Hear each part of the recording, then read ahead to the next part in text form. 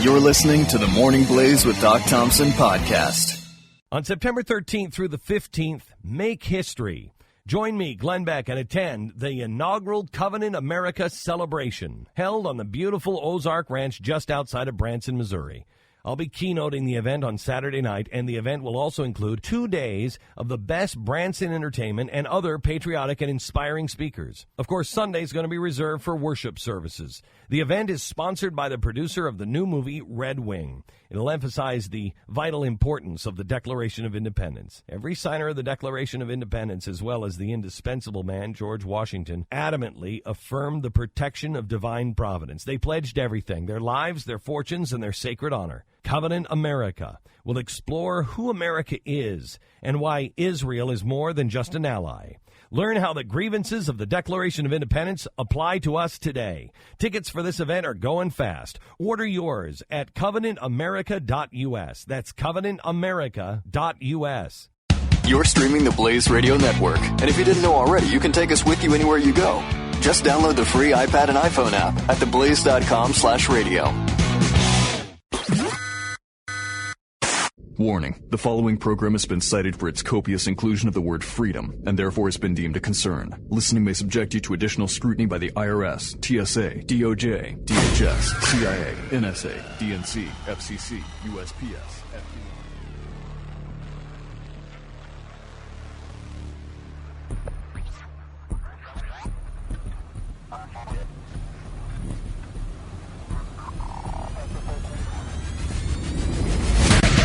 This is the sound of common sense defending freedom.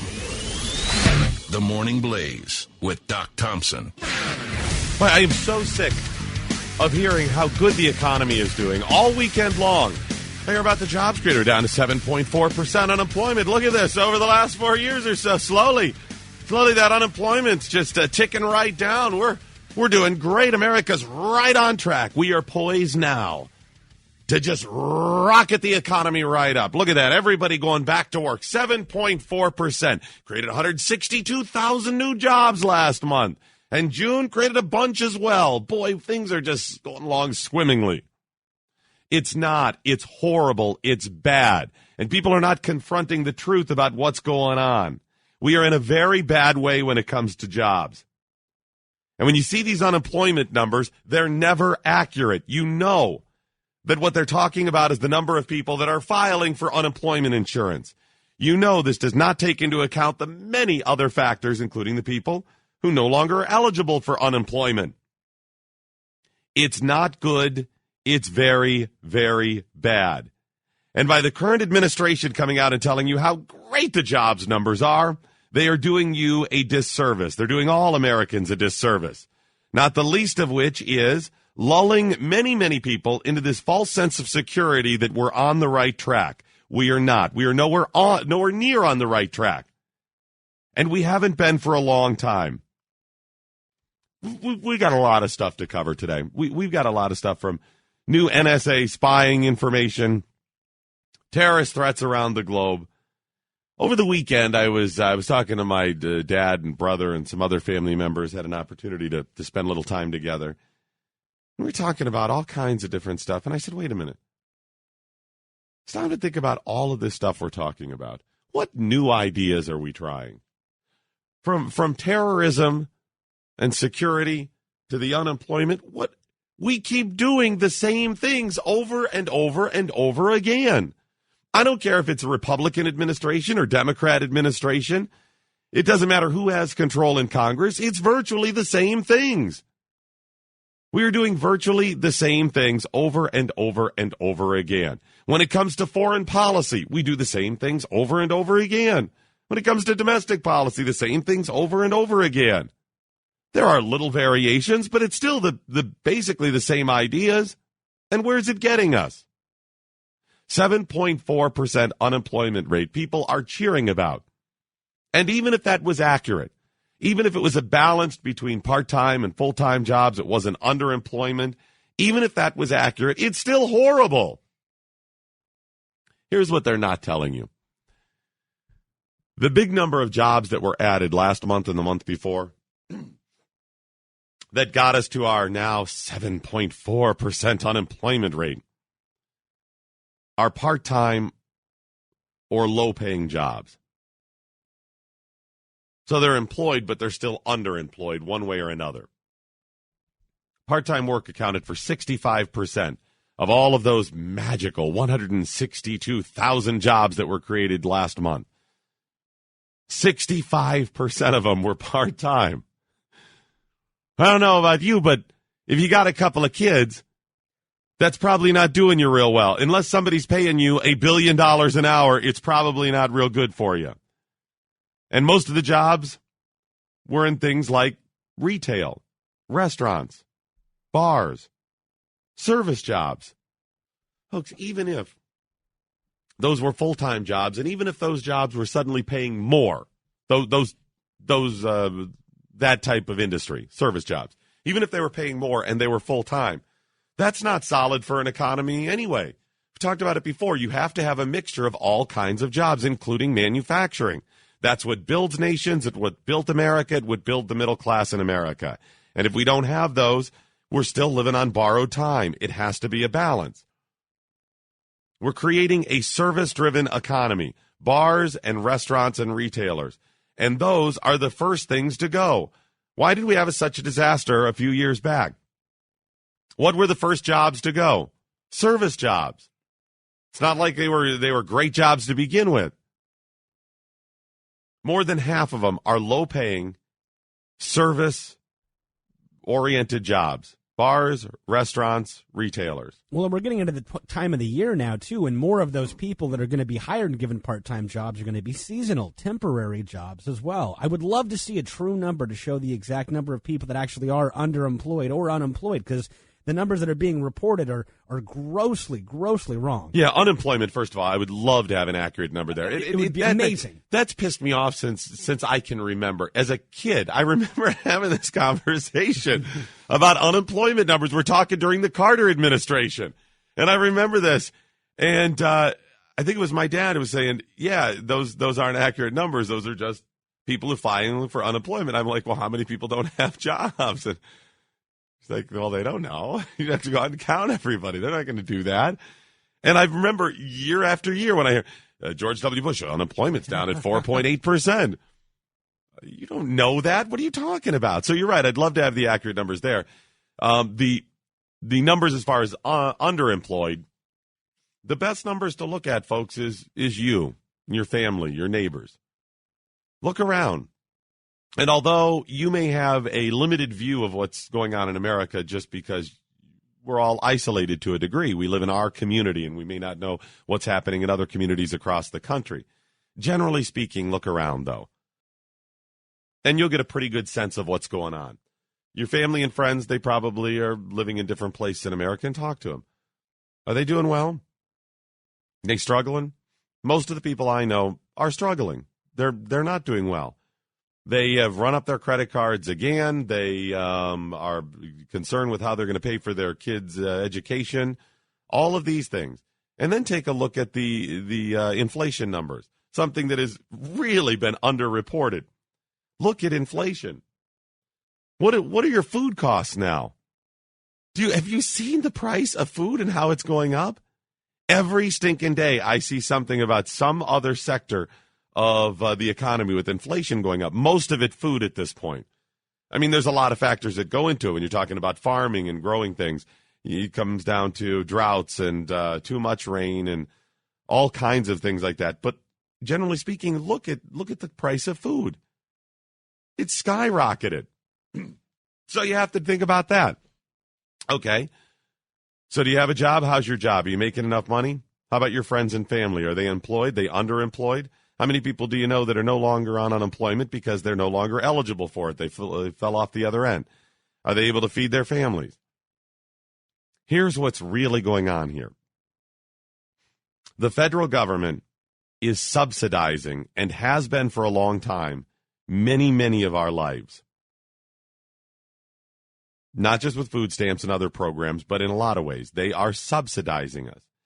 What they're doing is saying, you no longer as an individual can, in the same way as people did 50 years ago, go out and get a good-paying job and live a middle-class life, earning money, and then taking that money and buying things. Because the dollar does not go as far as it used to. That continues to get worse. Your job no longer pays what it used to, and there are no longer those same number of jobs. So almost in some calculated fashion, they have started, don't pay any attention to those statistics. We'll just get you on the other side. No. We'll take care of some of your health care. We'll take care of all of your health care. We'll give you food stamps. We'll give you WIC. We'll give you all of this other stuff. We've got grants and subsidies and deductions, and then the states get in on the act. But the fact is, you are no longer able to be self-sufficient because the jobs aren't there. So they continue to tell you how great things are going. The service industries in America represent 39% of overall U.S. jobs at this point. 40% of our jobs are service jobs in America. 65% of the jobs created in the last couple of months were specifically in those industries. So what this also means is you and I have had enough of not going out and drinking, had enough of not going out and eating out to dinner and going to the mall and everything else. We put it off for a while. We said, you know what, we don't have the money. The economy's bad. So we'll go ahead and make our shoes last a little bit longer. We won't have that extra dinner out this month. And after a couple of years of this, we're done with it. We're going to go back and start buying these things again. So then those service industries have said, hey, we can hire a couple more people. Things are ticking up just there a little bit. What has changed? Do you have a bunch more money versus a couple of years ago? I mean, assuming that you haven't had a major job change or something like that. Most of us do not. Most of us certainly don't have a bunch more money. So what are we doing? We went back to our ways, the things that the government taught us to do, and that is simply charge stuff. Consume, charge. Don't worry about where you're getting the money. If you have the money, just charge it. You know, I would love to see is what percentage of the service-oriented jobs there were back in, say, 1950. How our country has changed in terms of our economy and what we Less produce. Than half of that. People didn't go out to dinner. There just weren't restaurants. People, I mean, think about it. How many times a year did you go out to dinner as a kid if you grew up in the 50s and 60s, 70s and 80s? It's just gotten more and more. As a kid, we didn't go out to dinner. We may have gone out. I mean, we went to McDonald's a couple of times here and there as a kid. If we went to the mall or something, we'd go for lunch, and it was real, low end. We went out to fancy restaurants a couple of times in my entire childhood. I mean, a regular sit down. And probably a diner a couple of times. I mean, that's it. You just didn't do it. And when I was growing up, it was a birthday type thing. That's when you went out to a dinner. Other than that, it's eating at home. We didn't even get that. We didn't go for a birthday. I mean, it was once in a while. It was literally a couple of times my entire childhood. And my parents had a solid middle class life, but they also had 5 kids. And it's like, I can spend that money now, or I can make money at home. We could do something else with it. Here's what's really interesting, though. The U.S. is slowly being converted, apparently, by these numbers, to not only a service jobs industry or country where it's primarily service jobs, but we're being converted into a part-time worker society. So what does that look like?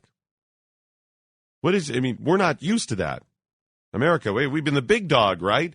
We have jobs, we have middle-class jobs, we have all of this stuff going on. So what does a service-directed country look like, or economy, and what does a part-time worker economy look like? If you want to know, look at Cuba. Look at what they've done. People cannot find jobs, but the government says, don't worry about it. We'll take care of you. We'll get the other end of that. Do they have? No. Just picks up some of the slack. It's not solid. It's not a solid foundation. The economy cannot sustain that way. It's going to end up crashing down. And those that do have work in countries like Cuba, often it's just part-time jobs. Of the 953,000 jobs that were touted as created by this administration, where they come out and bang their chest and say almost 1 million jobs so far in 2013, and they start promoting this. They look at this, almost 1 million jobs have been created in 2013 alone. Of that 953,000, 77% are part-time. 731,000 of the 953,000 are part-time jobs. In June, part-time jobs exploded even higher than July's numbers. It's part-time, it's low-paying, it's service jobs. It's so funny, too, because some of the economists I've read recently, they're puzzled. They're saying, how can we manage to add 200,000 jobs a month on average this year, even though the annual rate is below 2% in the first half of the year? And they're like, well, how can we be doing this? And some of them suggested, well, maybe there's a new model here that chronically slow growth economy can generate many good-paying jobs, or can't create a bunch of good-paying jobs, but can produce lots of low-paying part-time wages. Well, yeah, of course. I don't know why this is so difficult for them to understand. I'm not an economist, and I can understand this. Of course, if you are a service-providing industry or economy primarily, and you've got as many people as America that are used to going out and eating out and stuff like that, yeah, of course you can do it. But that is not a good formula for success. In fact, it's not a formula for success at all. It's a formula for failure. By the way, the president has now said he has a new plan of how he's going to fix some of this. Thank goodness. He's gotten a new plan. I'm going to share that plan. You're going to want to hear this because I think this may be worth hearing. I can't wait. Quick break, and we'll come back. We'll also get some of your calls, 888-900-3393. You can also tweet at Doc Thompson Show. It's the Morning Blaze. The Morning Blaze with Doc Thompson on the Blaze Radio Network. Mercury.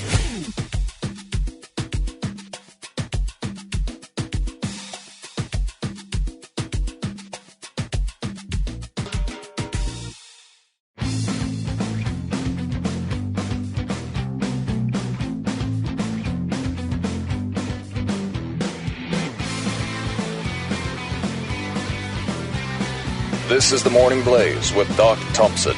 This is not good, folks. A service-driven economy, providing services and restaurants and bars and buying things at the mall where the jobs are simply people who ring you up. It's not good. And now that Chris Christie's had his stomach stapled, this is going to throw things way off. I mean, he stops. Wow. He cuts down 10% of his going to buy cheeseburgers. I mean, this you're talking about of New Jersey could be hurt there. This is not good. I mean, it was bad enough when Charlie Sheen stopped buying booze. When he stopped buying partying, that threw everything off. Now, Chris Christie with his stomach staples. If Elliot Spitzer stops buying hookers and Amanda Bynes stops buying blow, this is going to be really bad, devastating. Wow. We got to keep these. I'm now encouraging people to email Chris Christie and say, please have that process reversed. I don't think we could take any chances at this point. I mean, the number of donuts alone could wreck the confectionery and bakery industry. I have seen stories how the Jersey Boardwalk just has not been the same since the stomach stapling occurred. Yeah, I haven't seen those numbers, but I don't think it would be good. I mean, although in fairness, soon he'll be able to ride the Ferris wheel again. That's true. And soon you mean. In a couple years? Maybe, possibly. I know if I was the CEO of Dunkin' Donuts, I'd be, this is very, very bad, folks. This is really bad. Email Chris, encourage him. Please start eating again. We are a service-driven economy, and we cannot take any chances with somebody like you not continuing to consume the way that you have in the past. Very, very bad. By the way, did you see he denied turned down the beer summit? Okay, the back and forth. Rand Paul back and forth with Chris Christie, right? Because Chris Christie's an idiot. Anyways, so Rand came out and basically said, hey, let's hook up, let's sit down, let's talk. This is all silly arguing back and forth, and Chris Christie turned him down. And it was a beer summit, I guess, like that's the modern age now. For the cameras, just sit down and have a beer summit, let's have a beer together, which is stupid. But at least Rand Paul said, hey, let's hook up. This is silly arguing back and forth. He turned him down. So I have a suggestion for Rand. Your mistake was you said, let's have a beer summit. Let's share a beer. Oh. If you'd said, let's have a 600 donut summit.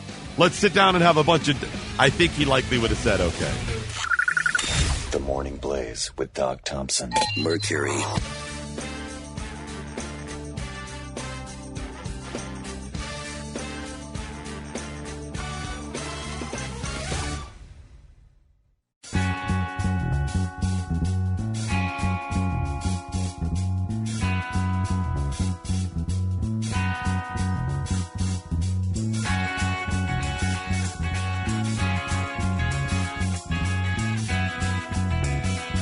Doc Thompson. 888-900-3393 or tweet at Doc Thompson Show. Let's get to a call real quick. Let's go to Trucker Joe. How are you?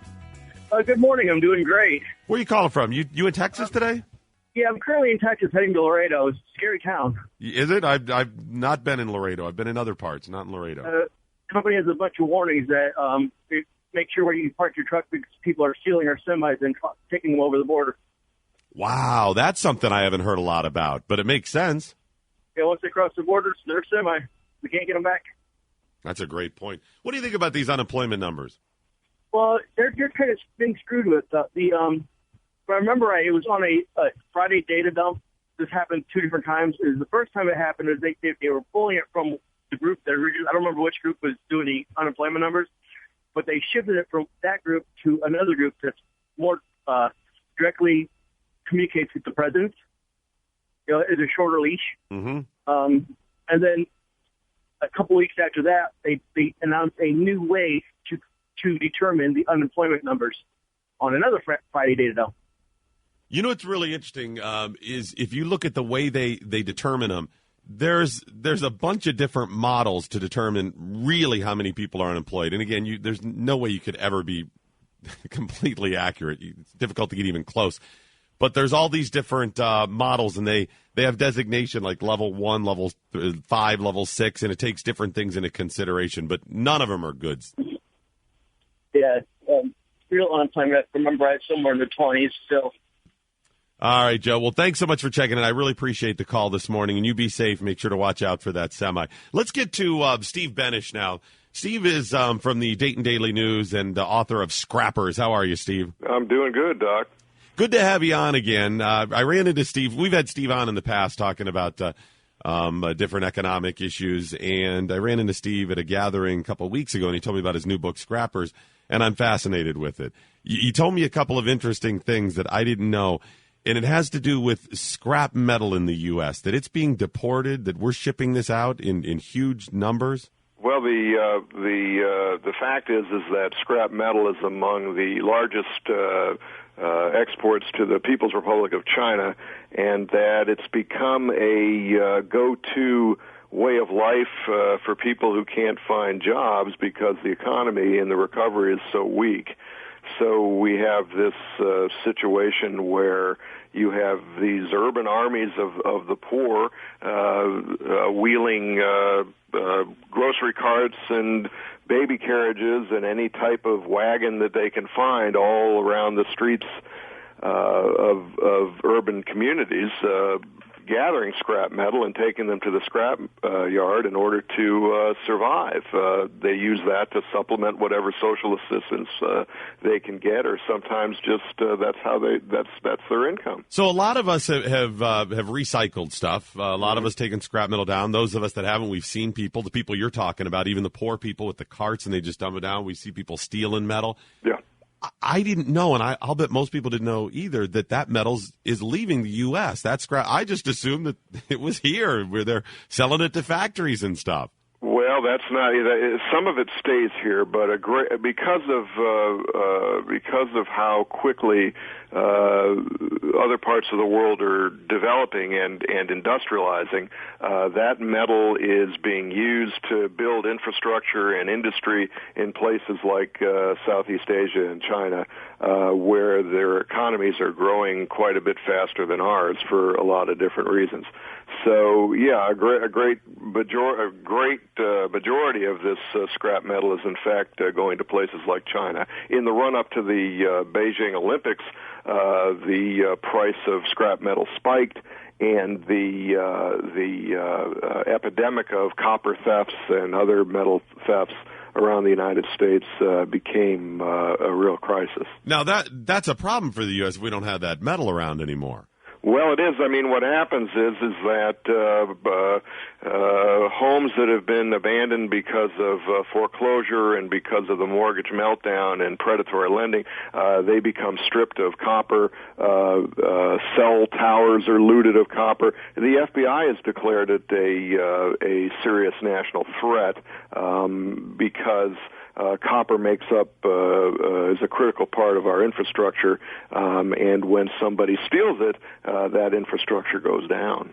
Now, I've known and talked about this for a while, that those rare earth metals and materials that the U.S. has, I mean, we have abundant supply of natural resources, because our country is so big. We've been really blessed. Mm-hmm. But we're not mining a lot of that stuff anymore for a lot of different reasons. Part of it is environmental concerns. But China is, and those rare earth metals go in now. They're even more valuable. They go into all of our computers and our cell phones and everything, and China does have them. That's right. I think that's a sort of a somewhat different issue. We've neglected our own natural resource extraction here and have gone into an offshoring model and globalized supply chains, so we are reliant on other countries for their imports in order to supply our own needs, which in the opinion of many is a big mistake. We shouldn't be so vulnerable to these globalized supply chains and critical technological materials and so forth from nations that we don't entirely trust and really can't. Well, you got the 1-2 punch too. On the one hand, we're not digging out what we do have. Mm-hmm. The other hand, we're getting rid of the other. I mean, that's going to drive, at very least, the prices are going to go up, and it's going to make us vulnerable to for our security as well. Well, the whole point of doing the book Scrappers, it's a photo essay. The title is Scrappers, Dayton, Ohio, and America Turned to Scrap. The point of doing this book is to give people a visual reference and a real-time, real-life set of photographs showing them how loss of industry, losses in our middle class have crippled this country and have created a situation where it's you have a third world emerging from the first. I mean, much of this activity looks like something that you would see in a third world country. I was just going through the pictures as you were saying that, and that's exactly what I was going to say. It's something that we would see in the past of third world countries going around and gathering things up, just little, scraps of former, whatever, houses, wood, but in this case it's metal. It is in an urban setting. Well, what I've found as a journalist that it's tough to connect people to sort of highfalutin economic ideas such as trade deficit and industrial losses and plant closures and the need to reindustrialize and so on and so forth. But when you show people with these images what the result is and how formerly middle-class people have been reduced to this type of level, then they get it. They understand why the political economic elite, many of them are now talking about the critical need to rebuild our manufacturing base and to rebuild our skills pipeline, our skilled trades workers in order to rebuild prosperity and to truly recover from this great recession, which has really been in the making for decades. Because of a credit and spend import-driven economy. Talking with Steve Benish, author of Scrappers, and as I'm looking through this, I see some of these people. It's really great. The pictures are amazing. They really tell a story about these people who are living off of just going out and finding this scrap.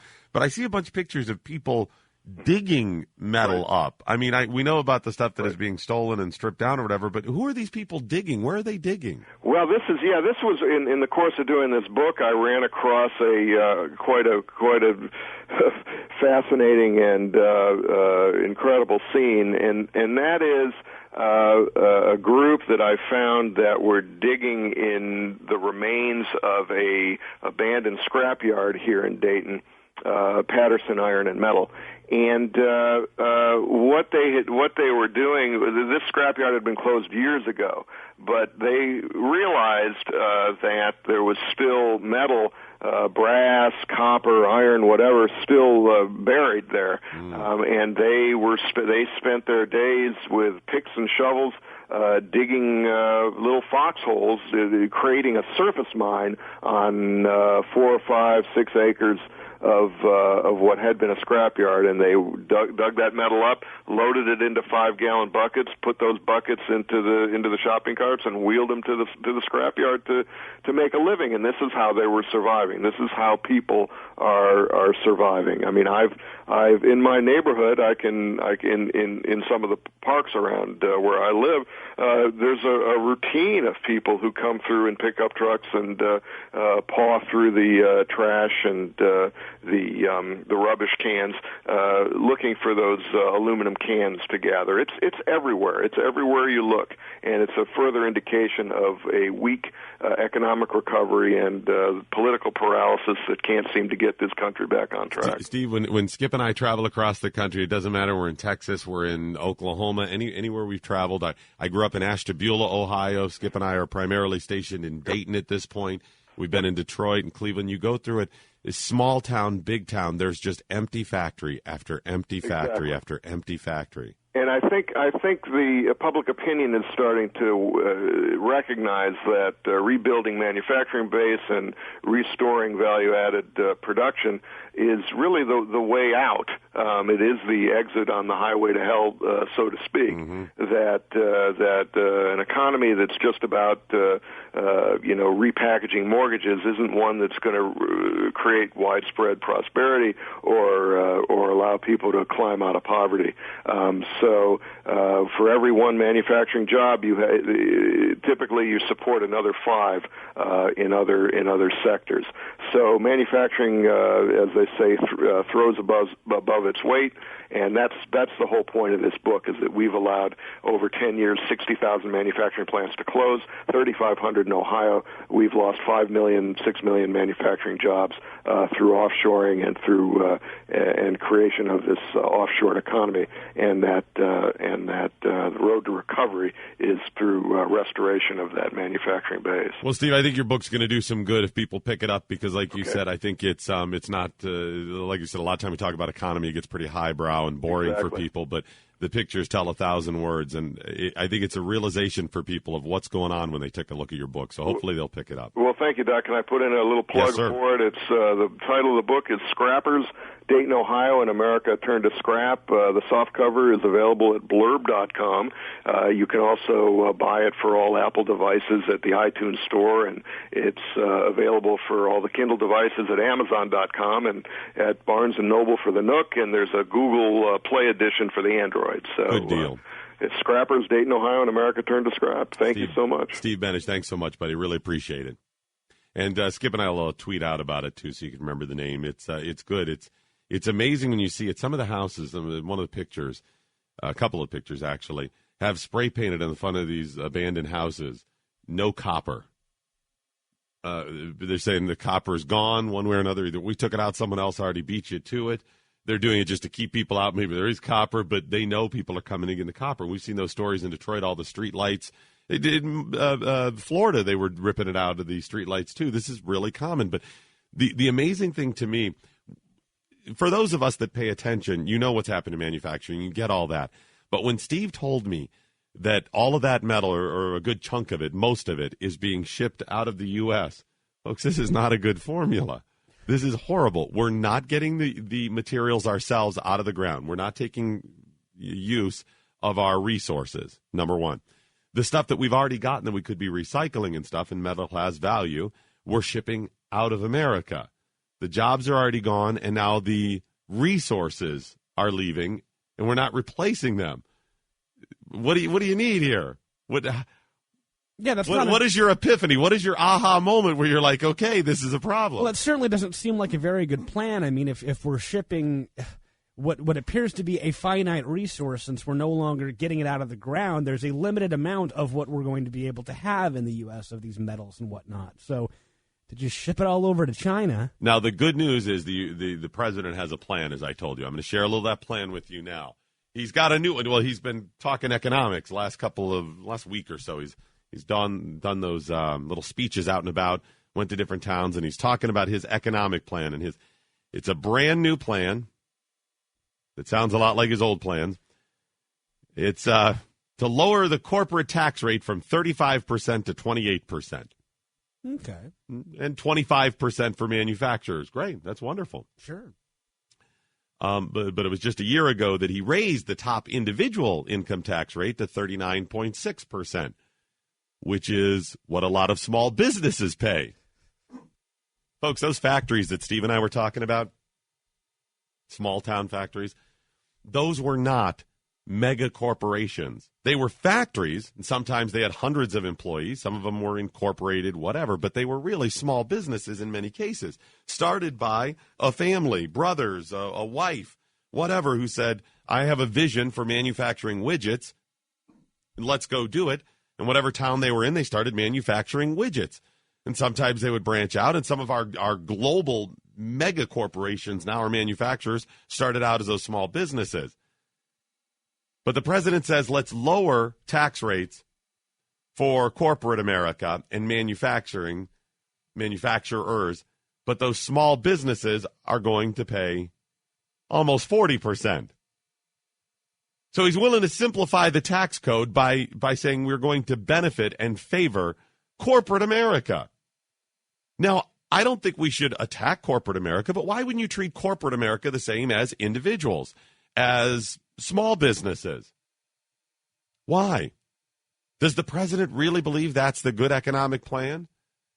The president is one who has attacked corporate America over and over again, but then he throws them this bone? Why?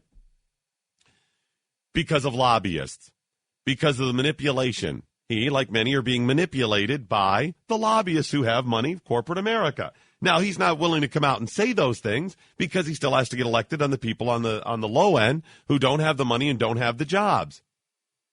Do you remember when he hammered Mitt Romney over and over on the campaign trail, as he should have, for not saying what loopholes he would close when it came to individual tax rates? Remember? Yes, he should have hammered him. That was all BS for Mitt Romney.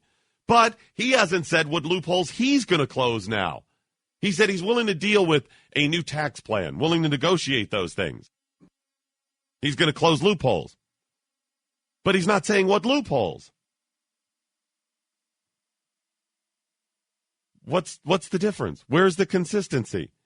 It is marketing to the masses and playing into their emotion, and you don't have, and other people have what you should have, and all of the most primal urges, and at the same time still helping those same people who have the deepest pockets that are going to be able to lobby. And I don't say that as somebody who is jealous of the rich. No, of course, the rich should have what they have, so on and so forth.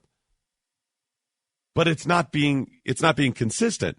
Well, and that's the most interesting thing about this to me is for the longest time the president's gone after big corporations, has gone after them. I mean, increasing taxes. And now, wrongly, but... Exactly. For some reason, he's had, the whole socialistic ideal of these big businesses, these big organizations have too much money, and it's gone after them the entire time he's been in public service. All of a sudden, because of these lobbyists, he's flip-flopping on that. And really, small businesses is the one who could really do benefit from it and would help the economy more. Absolutely. Quick programming note for you. I'm going to be pinch hitting for Wilcow on the Blaze TV this evening. That airs at 7 o'clock.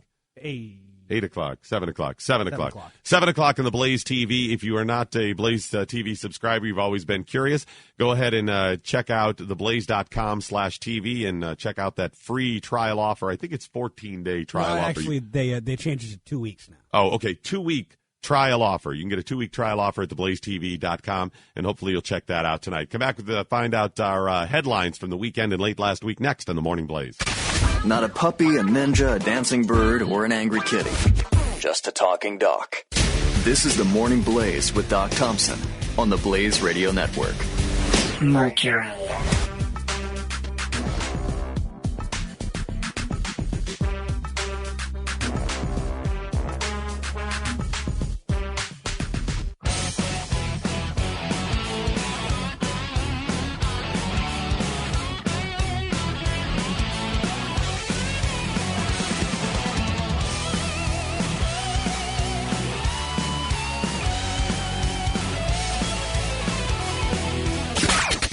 We've scoured news agencies from around the world to find the most profound headlines. And now, here's your host, Doc Thompson. From late last week and over the weekend, your headlines out of Seattle. Man sexually assaults woman During church service. The church service?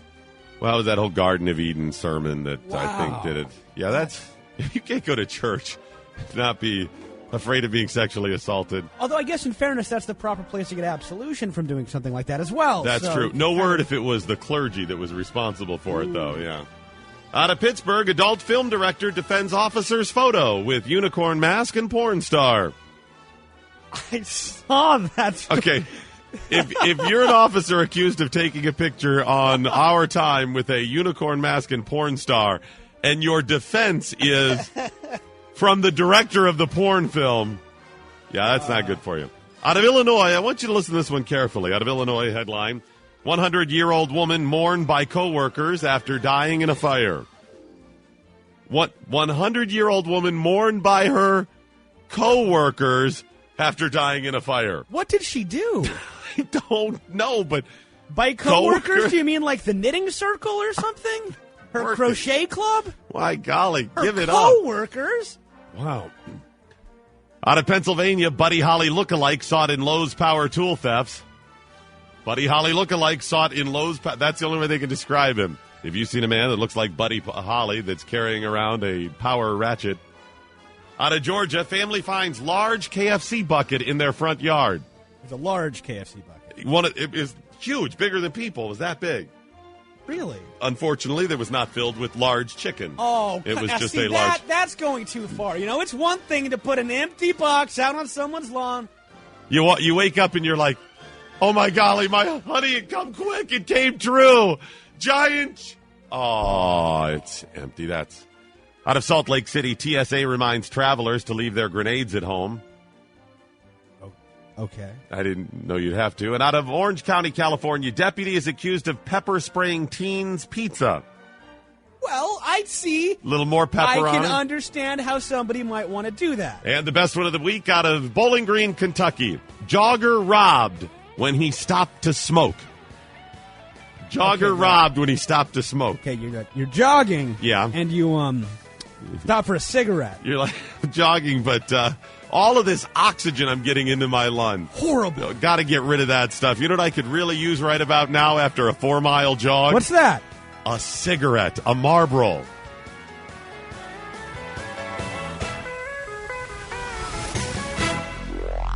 Got issues? Talk to the doc. 888-900-3393. The Morning Blaze with Doc Thompson. On the Blaze Radio Network. Mercury.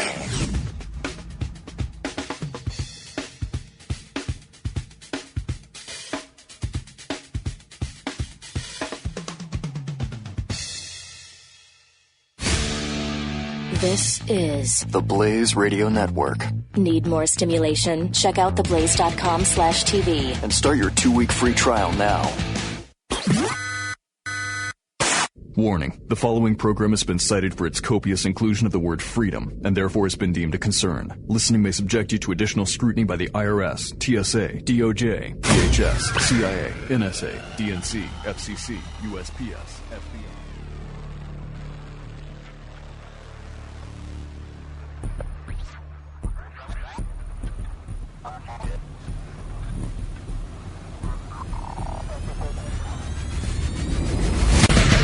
This is the sound of common sense defending freedom. The Morning Blaze with Doc Thompson. Elliot Bronstein of the Office of Civil Rights for the City of Seattle. He's from the Office of Civil Rights in Seattle. The Office for Civil Rights? Yes. They have a specific office, apparently.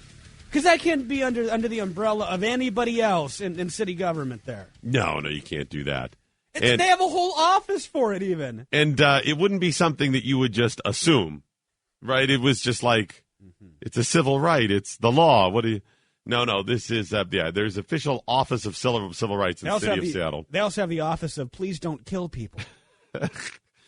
This gentleman recently, and I think Glenn may have touched on this last Friday, wrote a memo to government workers in the city suggesting that there may be some words or phrases that are offensive that they've been using, and wanted to highlight some of these because we all know at the forefront of all of our minds as we head to work today is making sure we don't offend other people.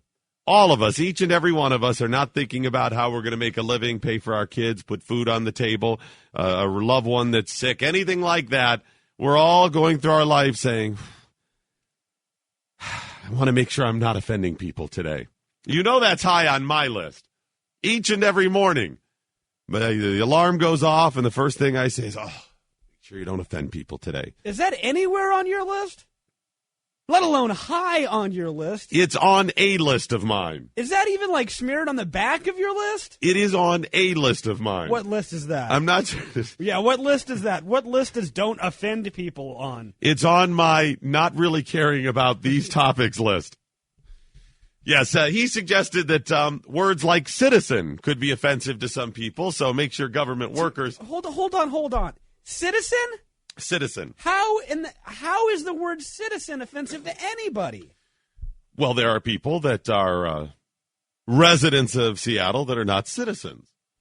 Okay, that still doesn't answer the question as to how using the term citizen is offensive. Imagine you're in the city of Seattle. Okay.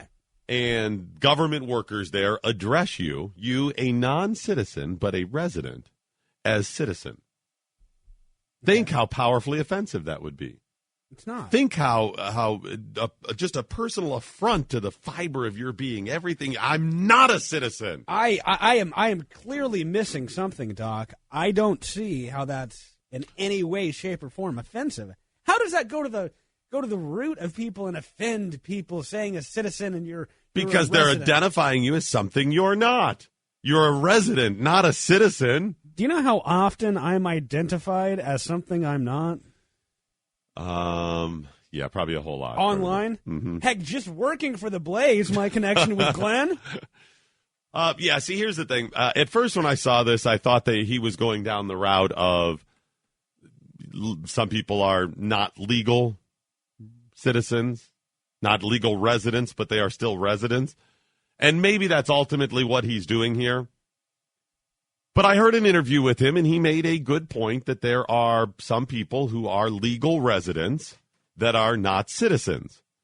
So to be accurate, let's call them residents or something like that. And I thought, okay. Well, and I'll give him that. It's probably more accurate. What I don't understand is, like you said, why are people offended by it if you're wrong? And why is he spending his time on this? Granted, I mean, he does work for the Office of Civil Rights, so I'm sure... Well, imagine how your civil rights are violated if someone calls you a citizen and not a resident. I'm sure this guy's looking for things to do, but damn, this is on the top of his priority list. He took time out of his week to sit down at his computer and type out a little memo. Oh, we got to address this. Let me type out this memo and send it to all of Seattle.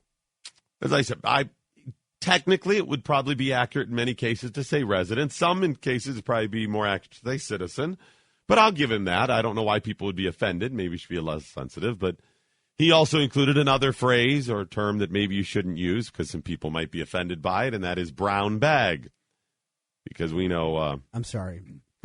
Well, like, let's say you're talking to your coworker today. You're here around by the way, Skip and I are in New York today, so we're around a bunch of our coworkers today. Imagine you say to Cal, Cal says, hey, you want to get lunch? You said, no, I brown bagged it today. I brought a brown bag lunch. I mentioned brown bag or something like that. Yeah, how is, what is that? I don't see what. Brown. So? Brown. I mean, Cal, you understand why that's offensive, right? Of course. Brown bag. What's neutral bagging it is the proper term. What am I missing I'm here? Neutral bag today. Why is so anything mentioning any color now is going to be? Well, apparently, I didn't realize it, but the term brown bag has been offensive to some people for years. He did this guy. For what reason? This Elliot Bronstein, the Office of Civil Rights in Seattle, has said that that's a term that had been used in a derogatory fashion. So he's suggesting other. You know what? Wait a minute. Let's. Do we have a clip of the interview? Let me play some of this to see if he explains why this stuff is offensive.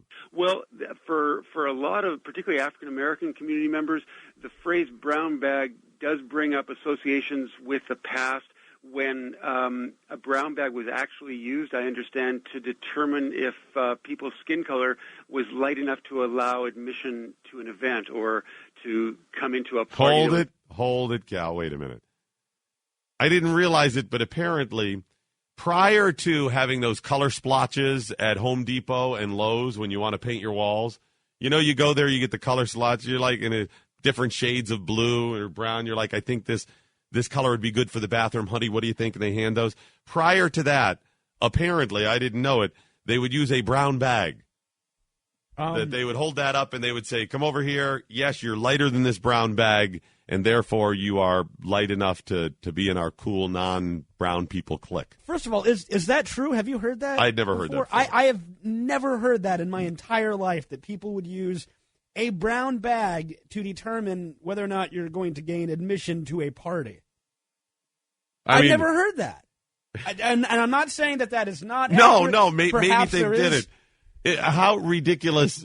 I've been denied to a lot of parties, and I've never had that happen to me whatsoever. You've been denied, but not for that reason? Yeah, just never had any bad brown bag issue. I think even if people were doing that, and that was your like, okay, you're lighter than this brown, you're dark.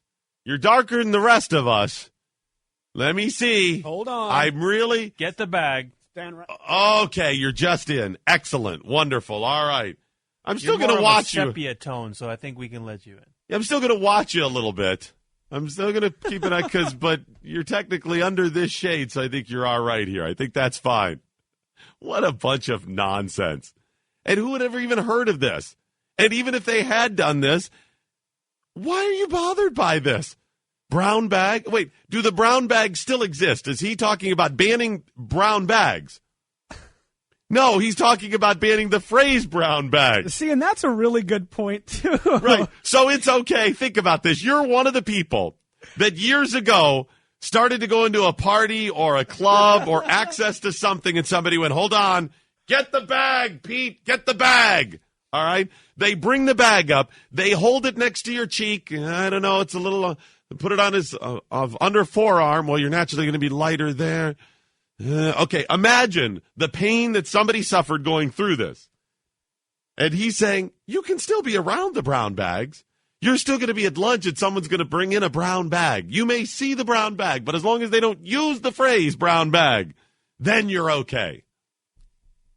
It's amazing. Do we have any explanation about how they did it? Was it a certain type of brown bag? Because as I remember growing up when brown bags were more popular, I mean, now you got the other bags, you got the reusable totes and all that stuff at the store.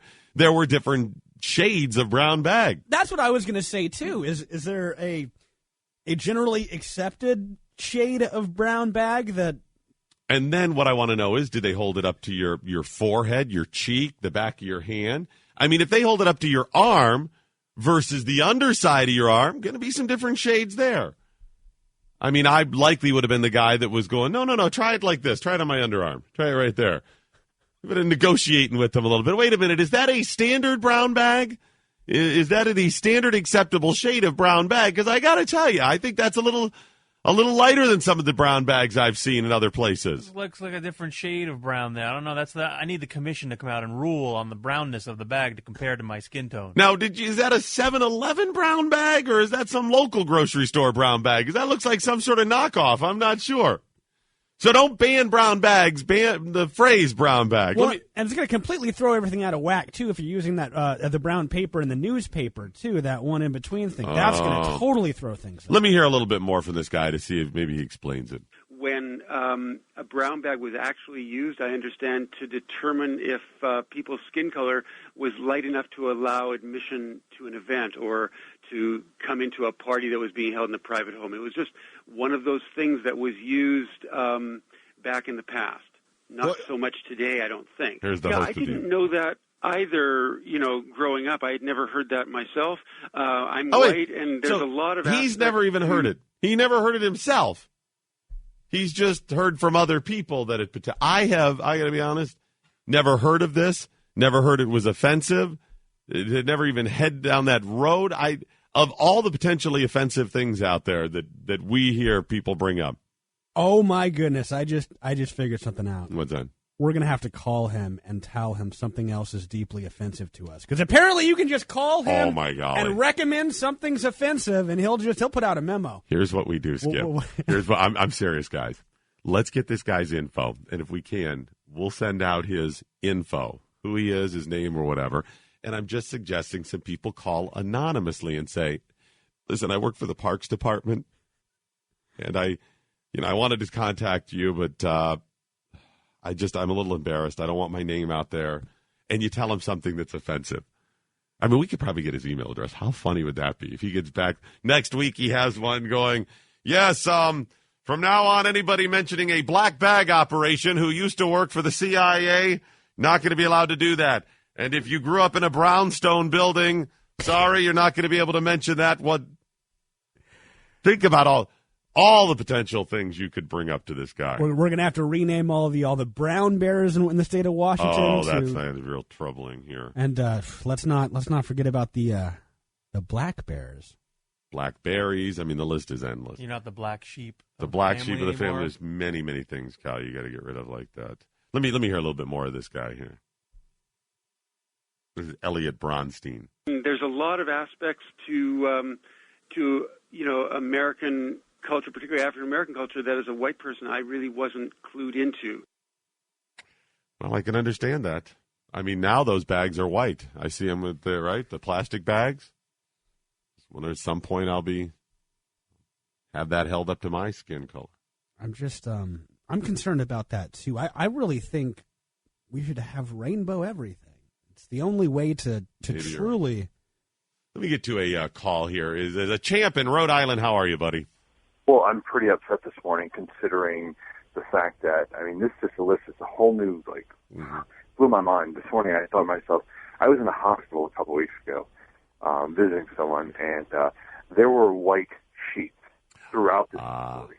And they elicit both the color and then also the history of the white sheet. I mean, think of gentlemen who used to ride around with putting burned crosses on people's front yards with the nice white starch corners there. I mean, the fact that we still have white sheets to this day, what does that say about us as a society? That's a really good point. And Champ, I appreciate the call. Thanks so much. I would say this, Champ. If you're that concerned, you would follow this Elliot Bronstein's advice. And for everybody who may pack I was about to say brown bag lunch, you got to come up with a new term. And he's suggesting sack lunch. Sack lunch. I would say that's a potential. You're going to go with sack lunch with the unemployment rates as high as they are right now. You're going to make fun of that with sack lunches. For those people from Europe, you recognize that sack or sacked means being fired. So I would think that would create a bit of fear for people, or people who've been fired. It would bring up some bad memories. So maybe sack lunch. He said maybe words like lunch and learn. A phrase. So when you bring instead of a sack lunch or a brown bag or lunch and learn. Lunch and learn? What does that mean? Lunch and learn. There it is. That's your sack lunch. So you're changing the name of your lunch to a lunch and learn?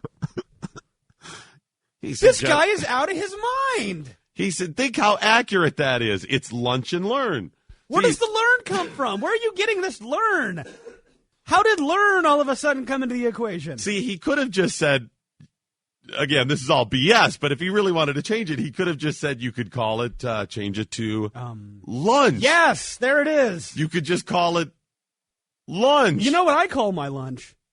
Lunch. Right. You could say a packed lunch. You could say any of that stuff, a lunch from home, whatever, or just lunch.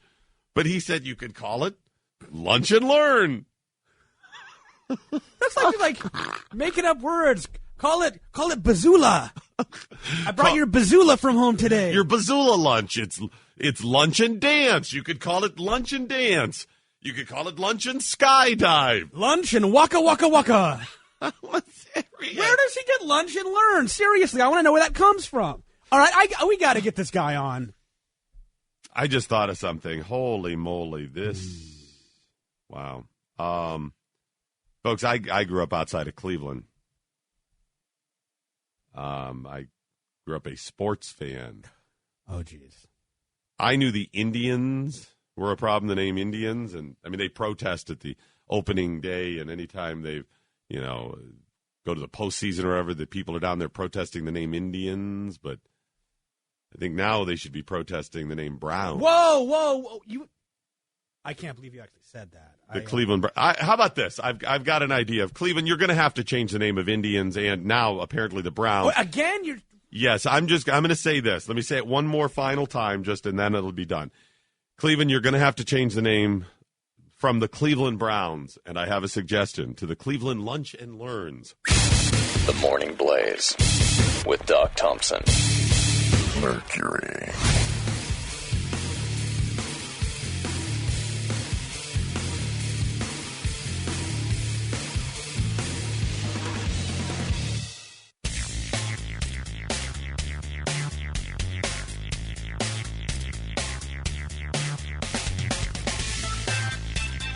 (888-900-3393). The Morning Blaze with Doc Thompson.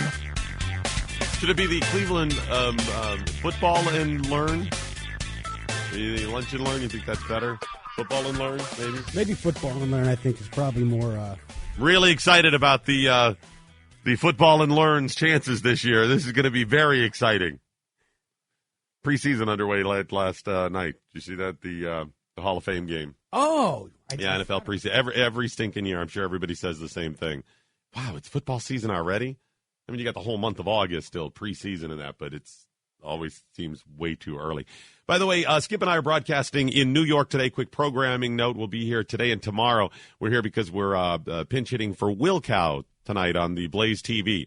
We're not just a guest on the show, we're guest hosting the program, so check that out. If you would, go to theblaze.com/TV. And make sure to check that out tonight at 7 o'clock. If you're not a subscriber, you can get that free trial offer. So get that, and hopefully you'll watch us tonight at 7 o'clock. This week, we still have a bunch of prizes, prize packs that we've put together. And last week, we'd been giving away to people sending Instagram audio segments of what you've learned. Still send those along. If you've learned something, make sure to use the hashtag #WhatILearnedToday. If you want to send us an audio one, feel free to send us that, and we'll put those in at the close of the program. But, Skip, I want to do something this week. For good submissions, and we'll start this tomorrow, really good submissions on the program, whether it's really good tweets during the program, because you can send us tweets during the program. It's not just for the end. You want to be in the end, use what I learned today. But send us other ones, comment on different topics. You can call 888-900-3393, send us audio, whatever it is. For really good submissions, we just, bam, instant prize pack, instant winner. I think we just send that out there. Really solid contributions to the program. What do you think? I like that. That's All a right. really good, it's a good way. That means, you could potentially win at any point during the program. Anytime. I like that surprise. That makes things really exciting. That surprise element. Any moment, you might be a winner just for being a contributor to the program here. Am I eligible? No. You know what? I'll say you're eligible, but there is no chance you'll actually win because you'd actually have to have a quality contribution. That is just accurate. hurtful. That's really accurate there. True. All right, folks, as we head to the August recess, Congress is in recess. No, officially. I don't mean just they're usually at recess, but officially at recess, back in their districts and states. The big plan over the next month and a half, as they head home to their states and district, is, as I told you, from the Republicans' perspective, the Republicans are going to do everything they can to actually avoid actually mentioning anything that you would have them mention, anything that you would be concerned about. They are instead going to talk about all of the low-hanging fruit, the things that are going to get you all hopped up. They're going to mention things like repealing Obamacare and that, because people are going to be like, their base anyway is going to be like, right on, that's a great idea. But beyond that, they're not going to mention immigration or any of the other hot issues that you are really concerned about, ones that you're worried about them caving in on in October, which they are going to do, because they don't want you challenging them in their district. But the progressive groups are heading to districts all across the country during this recess, and they are going to be infiltrating. So what you're going to get is, you're not going to get any, or very few, libertarians or conservatives going to any politician saying, hey, we want answers. You've got to stop caving on things like immigration because wrong is wrong and right is right. And instead, you're going to get a bunch of liberals out there, liberal organizations, that are going and challenging them on this, which is going to make for incredible sound bites. You're listening to The Morning Blaze with Doc Thompson on the Blaze Radio Network. Mercury.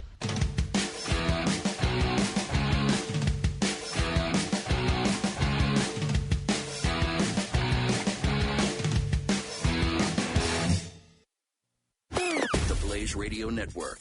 Headlines. There is a significant threat stream. Terror threat. We're in the midst of a terror alert that is being extended. Some U.S. embassies and consulates will continue to be closed today and for the remainder of the week in hotspots around the world like Yemen, Libya, and Cairo. And there is a worldwide travel alert. New details about the intel, reportedly tons of chatter, more than what was going on in the weeks that led up to 9/11 12 years ago. Al-Qaeda at it again. Yeah, so it is of the Al-Qaeda branch. Here is General Martin Dempsey, chairman of the Joint Chiefs of Staff. He tells ABC correspondent Martha Raddatz, is the threat to blow up an embassy, a consulate, or something else? That part of it is unspecified, but the intent seems clear. Union Pacific apologized to those who are actually evacuated. A potentially toxic and dangerous situation as a train derails with chemicals on it in Louisiana. More than 250 people evacuated from the area. The report now from KATC in Lafayette. Now, they did say that they were working on the tracks before the derailment actually happened. No word on what actually caused that derailment. Now, Governor Jindal did say during the press conference it will be days, not weeks, before people will actually be able to get into their homes. And they are working for those that do have special needs that may need to go get medicine or pick up their pets. They will be able to be escorted back in. Should the president cancel the individual summit that he had planned with President Putin? Yep, I would urge the president to cancel the bilateral summit he's having with Mr. Putin. New York Senator Democrat Chuck Schumer calling Russian President Putin a bully. He wants President Obama to call off a planned meeting. Schumer on Face the Nation on CBS with Bob Schieffer. President Putin's behaving like a schoolyard bully. And I'm Robert Walensky for TheBlaze.com. Now more with Doc Thompson in the Morning Blaze on the Blaze Radio Network. The news you need from the Blaze Radio Network.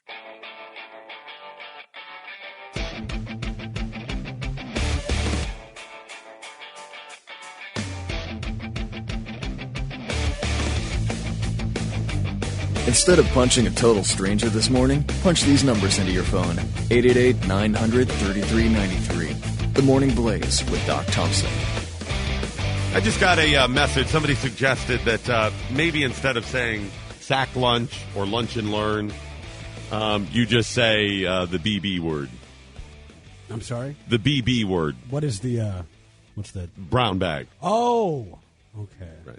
I mean, I'm uncomfortable saying it, but I have to educate, you know. You know, I don't think we should do that. I mean, it's much like saying the N-word, not the actual N-word, but saying the phrase, I mean, just the N-word. replacing something offensive with something else doesn't make it any less offensive, I don't think. Of course it does. I can say the N-word. I just said it. I can say the phrase, the N-word, but I can't actually say the N-word. So, see, that's not offensive, right? But, see, you're making So you're suggesting to me if I walked down the street and called somebody, quote, the N-word, without saying the N-word, that would still be offensive?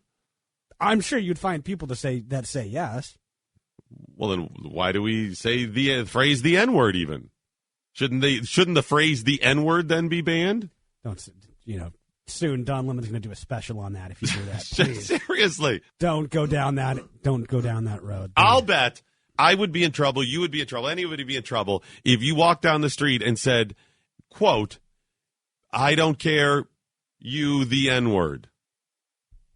Absolutely. If you said that, you're done, right? You can't say that. Mm-hmm. You can't say the N-word, and you can't say the phrase the N-word and call somebody that.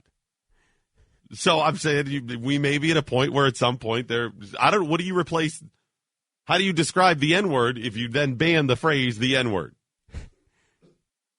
I don't even know. It's kind of like in the Harry Potter world, they wouldn't say the bad guy's name. He who shall not be named. The word that shall not be mentioned. There we go. But then wouldn't that even be offensive at some point? Oh, eventually. How about this? We'll call it the phrase. Okay. That says the N-word. The phrase used to describe the N-word. How about that? Okay. And see, until that's going to become offensive, then it's going to have to be the phrase formerly used to describe the offensive word. You see, This is just going to keep deteriorating and deteriorating. How about the BB word for brown bag? Just a suggestion. It's a possibility out there. I mentioned the town hall meetings and the different things, the public appearances from your members of Congress during the August recess.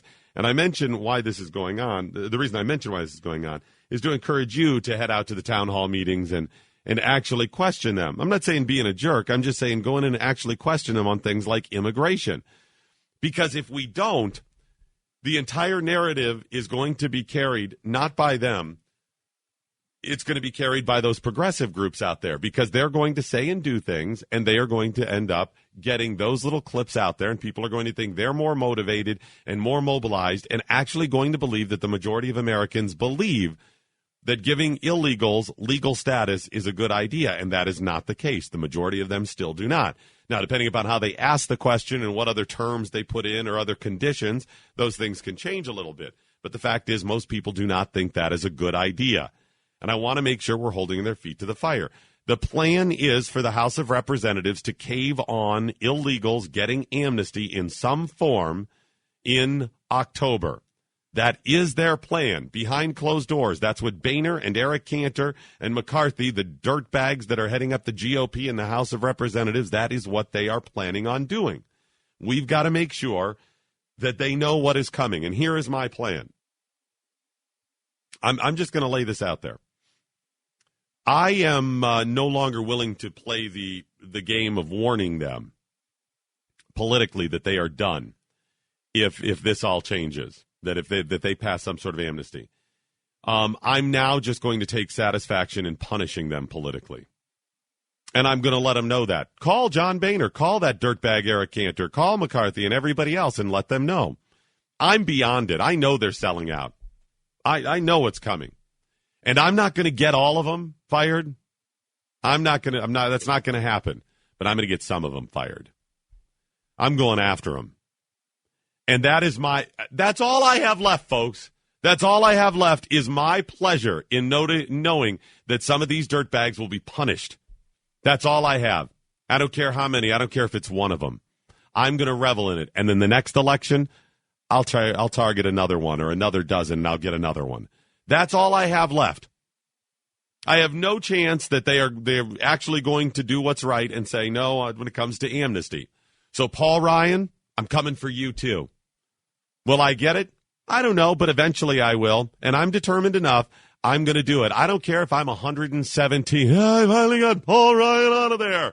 I will at least take some satisfaction in that, because that's all I have left. Hey, one more I have to ask you about. Eric Cantor, how do you feel about... I just said he's a dirtbag. Okay. He's done. How about what's Lindsey Graham? How do you feel? They're coming hard at Lindsey. I don't even have to spend a whole lot of energy. They're coming hard at Lindsey. They are. I'm serious. That's all I have left. Be the disruptor, folks. They want to play the segregation game. They want to segregate us instead of finding common ground as opposed to compromise. They don't want to do what's right. Fine. I'm going to play the same game. I'm going to be the disruptor. I'm going to be the wrench in the works. I'm going to be the person that just sticks it to you. That's it. No, I'm happy to come up with real solutions. I present real solutions all the time. I'm consistent with my ideas, my values. But all I have left, because they are not doing what's right and they are out of control, is to stick it to them. And maybe, just maybe, possibly, if enough of us do that and stick it to the Lindsey Grahams and the Eric Cantors and the Paul Ryans and the John Boehners who continue to sell out instead of doing what's right, the John McCains, maybe, just maybe, you get enough of them out and good things happen. So just to be clear, you're sticking with Eric Cantor? Is that what I... What is going on? Are you wanting to see me have a heart attack? Are you wanting to see me have a heart attack today? Oh, the veins started to... I'm sorry. I apologize, Doc. I clearly hit a nerve. What's going on? What are you wanting to happen here? Eric Cantor. You want me to destroy the studio? What's going on? Because it's all about to happen. I apologize. Yeah, Eric Cantor is, by the way, is very high on my list. I have some plans for Eric Cantor. So, yes, Eric Cantor, dirtbag, just so you know. Folks, to show how I am consistent in my ideas and values, and this isn't about race when I talk about immigration and such things, that it's about doing right as opposed to wrong. It's about being consistent. It's about freedom, personal freedoms, but also the rule of law. I'm going to share with you a story out of Monterey Park, California. The city council has unanimously voted on something that I think is absolutely outrageous. They have voted to mandate bilingual signs. Bilingual signs. For private business. I'm not talking about street signs.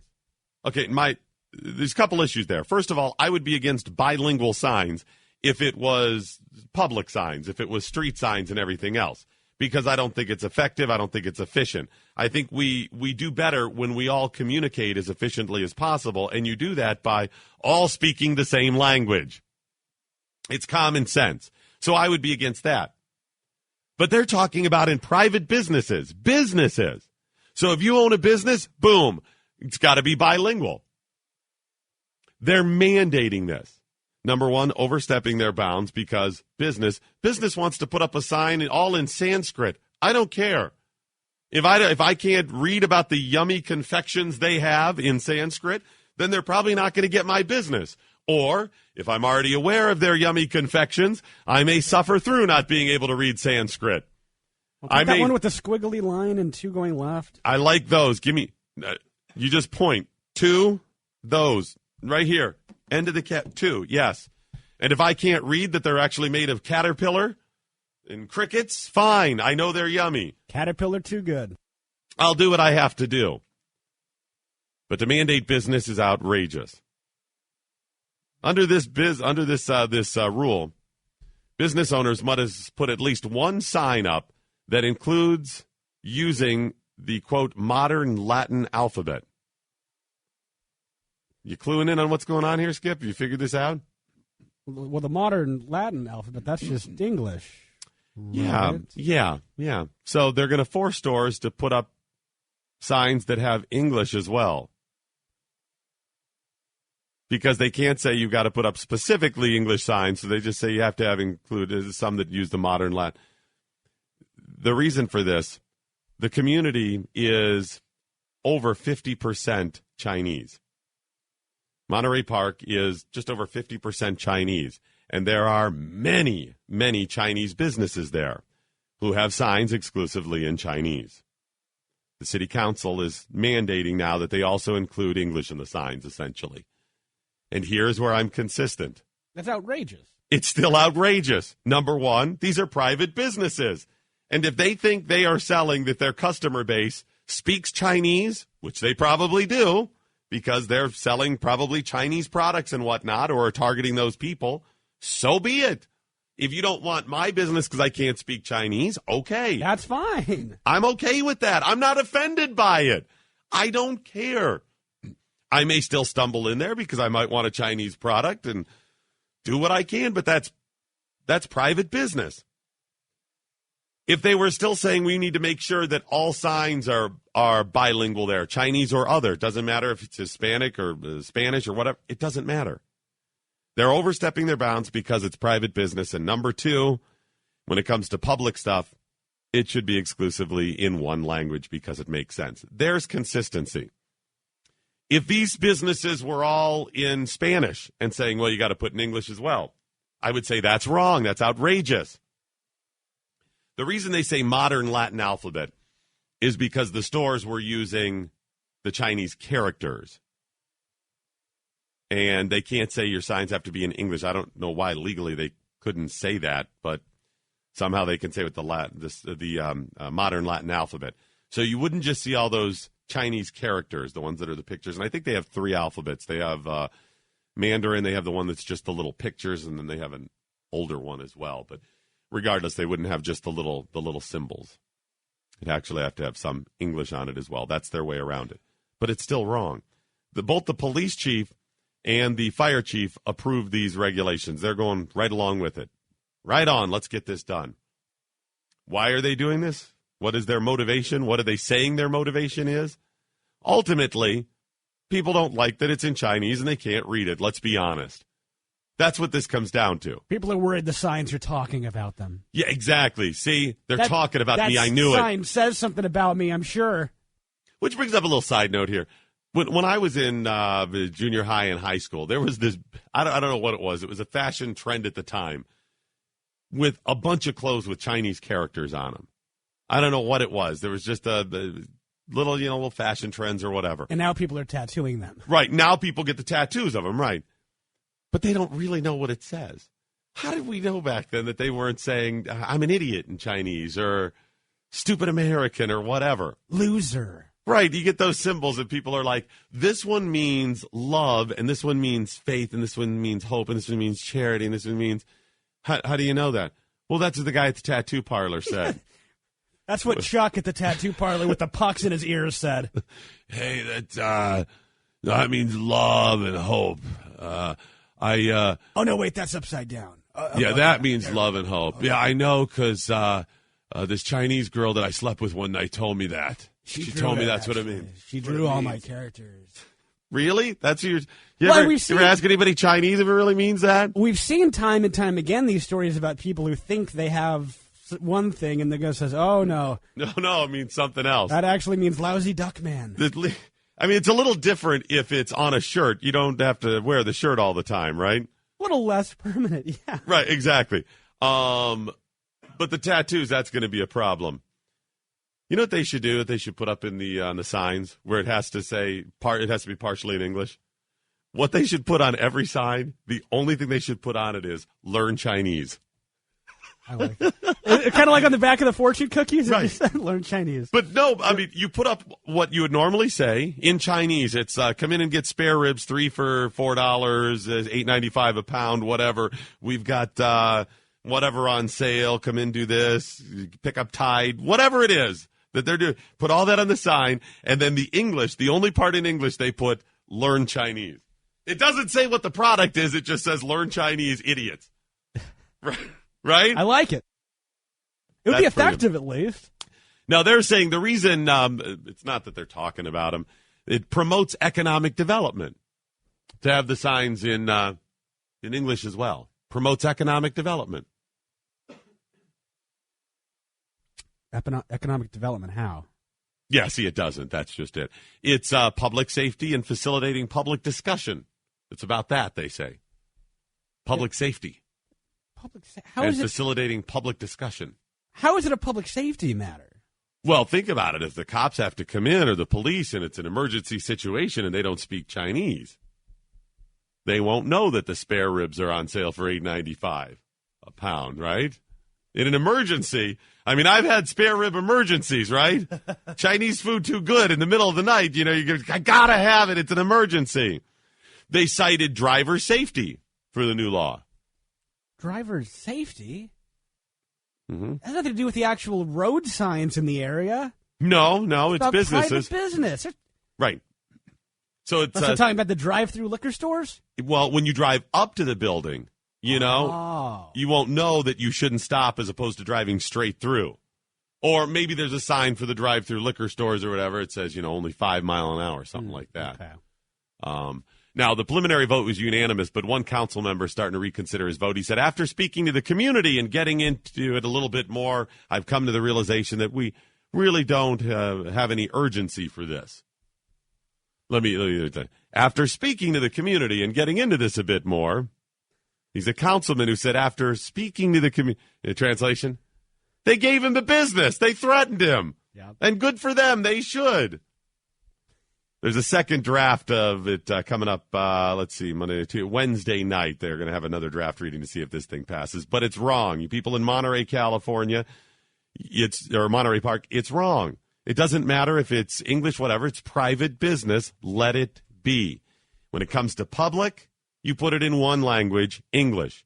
Because if you say, well, we got a lot of Spanish-speaking people, so let's put it in Spanish as well for public safety. Great, we got a lot of Chinese people. You got to put it in Chinese as well. Is every stinking sign out there going to have every possible language, the 6,000-plus languages that we still speak around the globe, that potentially one of those people that speak those languages could be driving down the road, and you want to make sure they understand what the stop sign says? No. Learn the stop sign and be done with it. Get a quick break in. We'll come back with some of your calls. 888-900-3393. Also, tweet at Doc Thompson Show or at Skip Lacombe. Use the hashtag What I Learned Today, and we'll include you at the end of the program if deemed worthy. This is The Morning Blaze. The Morning Blaze with Doc Thompson. Mercury.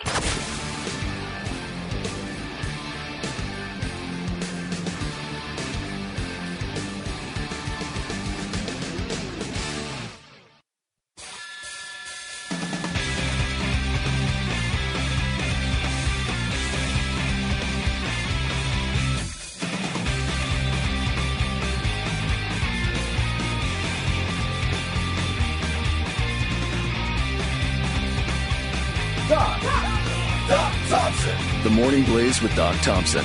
888-900-3393. Speaking of speaking second languages, I have attempted to learn little bits and pieces of Korean because my wife is Korean. I want to be able to communicate with family and whatnot.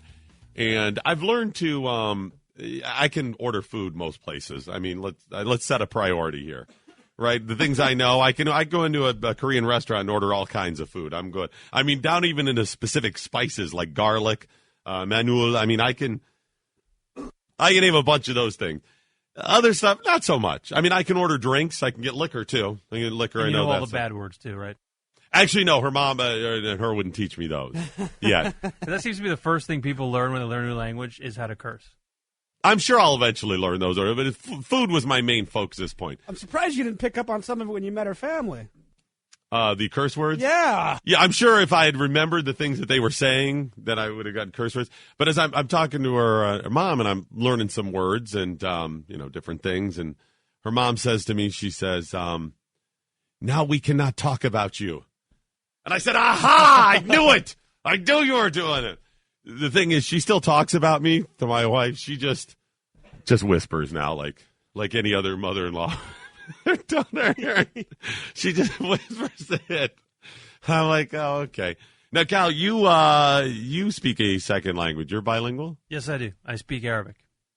Why do you speak Arabic? Is that just something you randomly picked? No. I'm originally, my parents immigrated from Cairo, from Egypt. I was born there. Came here pretty young. But parents were pretty adamant that my brother and I speak it in the house, so we retain our native language. And well, it's just smart to. I mean, speaking a second language automatically puts you more valuable in the workplace too. Yeah. I mean, so that's just incredible. It's a great idea. Come in handy. Can you read the squiggly stuff too? The squiggly, not so much. The squiggly lines. Reading and writing wasn't big when we were here. Didn't use it as much. So I'm like at a third grade level. So it's more spoken. It's more spoken because you communicate with your folks. Yeah, absolutely. And you feel very comfortable. I mean, you could speak with anybody else that speaks Arabic, and you're probably going to. Yeah, well, be able to communicate there's pretty different dialects. So I'm from Egypt, and I mean it's all Arabic, but every country, you go to Jordan, you go to Kuwait, you go to Saudi Arabia. How different is it, though? Sometimes it can be just certain words are said a little differently, and for the most part, the base is the same, but there are. So is it like the difference between speaking English here and English in England? A little bit more different. A little bit more. It's almost like, so it's like being down south where you don't know what they're saying, right, y'all? Like that. Like they have that? a bit more of a different dialect. Something like that? Or like you speak regular English or Shakespeare English. It's kind of like a little like an old English, like even that. more so. Yeah. Okay, something like that. That's really cool. Now, I am definitely envious of people who speak a second language. I'm envious of people who speak first language. That's why don't you try mastering that whole English that's thing why first? That's why I haven't branched out to try to learn a second language. I'm trying to focus on the first language first. Yeah, Dog's gonna buy the Rosetta Stone for English. I'm going to boy, girl, immerse run. yourself is the easiest way to learn. Dynamic immersion. Learn English. Doc's going to be on the plane with his iPad and headphones. Boy, the boy is eating. I have a pencil. The pencil is yellow. Although, again, Doc's just going to focus on all the foods and stuff. Just to look at the picture. Ooh, that food. Ooh, I like that beef. Looks good. Beef. What hamburger. Is that? That's hamburger. Ooh. That's yummy. Hot bacon. Bacon. I know bacon. I got that one down. The Department of Homeland Security, speaking of immigration, has, and this is something that maybe you could possibly bring up if you're going to talk to your elected servants. They've lost some people, a couple. The Department of Homeland Security lost a million people who entered on a visa that have overstayed. They lost them? Sure. Haven't you ever lost anything? Sunglasses, a lighter. I never lost a person. How about 1 million people?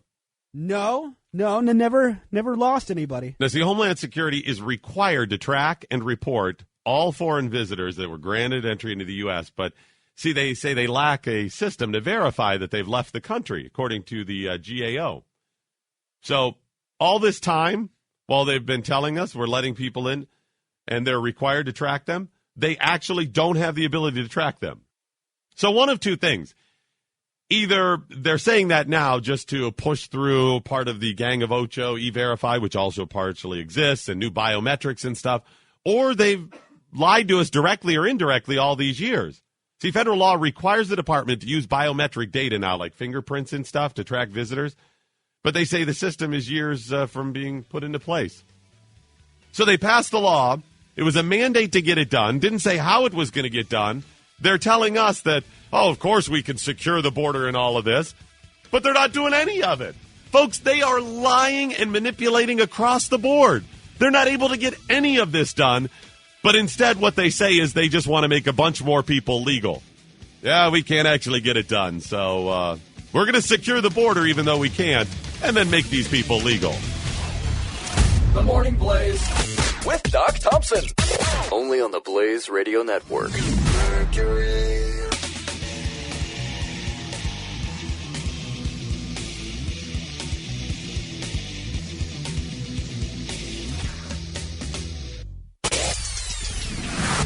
This is the Blaze Radio Network.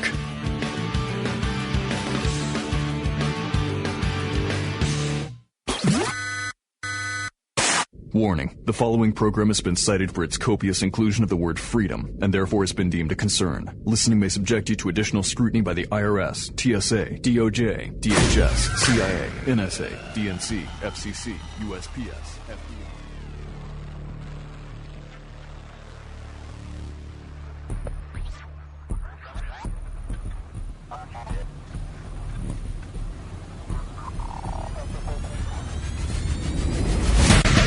This is the sound of common sense defending freedom. The Morning Blaze with Doc Thompson. It is getting very, very scary. Breaking news over the weekend, the U.S. State Department will keep closed almost 24 embassies and consulates until at least next Saturday. Apparently because they offer no strategic importance to running guns to Syria. Apparently that's Whoa. Wow. I mean, why else are you going to close an embassy or a consulate? I mean, the Middle East ones, those are basically like the dime store gun shops, you know? Let me ask you, so does this base, is this going to be good for us? Can we easily take guns from here through Turkey and then get them to Syria? No, Can you? No, this one you can't. Okay, go ahead and let's close that one down. That one's not going to. How about this one? Could we get guns into Syria that easily? One, yes, it's right. Got shares the border. Yeah, don't close that down. That's good. Keep that one going. I mean, you're closing them down because of a threat. Excuse me, I got a question. Question back here in the back. Yes, Doc Thompson, Blaze Radio. Yes, I have a question. You're closing down base of a threat. Have there been any threats in the past ever with bases? Have there ever? Yes. Yes, there have. Follow up? I got a follow-up question. Yes, Doc Mr. Thompson, Blaze Radio. Yes. Yeah. Sometimes when there have been threats in the past, have you ignored them? And not shut them down? Yeah, we have. Okay, great. Thanks. Really appreciate that. Mm-hmm. Oh yeah. Hey, one more follow up. Yes, yes. Doc Thompson, Blaze Radio. Of times in the past when you've had threats and you didn't shut them down, were there any attacks carried out? Were there any? Just a quick question. Yes, there have been instances. Interesting. That's attacks really. We haven't closed. Interesting. Yeah, so that's what I'm saying. I can only imagine they're shutting these down because it doesn't strategically benefit them to run guns to Syria. Why else would you shut them down? You didn't shut down Benghazi. Come on now. This is really interesting, though, the threats. It may not just be because they're saying specifically the Middle East, Yemen could be an attack. But I also saw some that said it could potentially be in the U.S. And I don't mean potentially in the U.S. as in, of course, it could always potentially be the U.S. or they always kind of hedge their bets.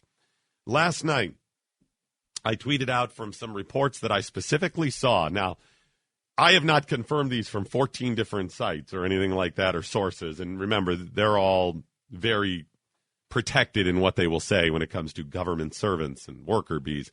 But I saw several specific people claiming that the Department of Homeland Security allegedly notified the San Francisco Police Department to be on high alert following a serious al-Qaeda threat. Now, I don't know if this is the same threat. I mean, I assume it would be. I mean, you got the whole weekend, everybody going crazy that there's some big threat out there on the horizon. if this is another one, if they actually did, if they notified other police departments. And if they did, was it just we're going to blanket notify all law enforcement in the U.S.? I don't know.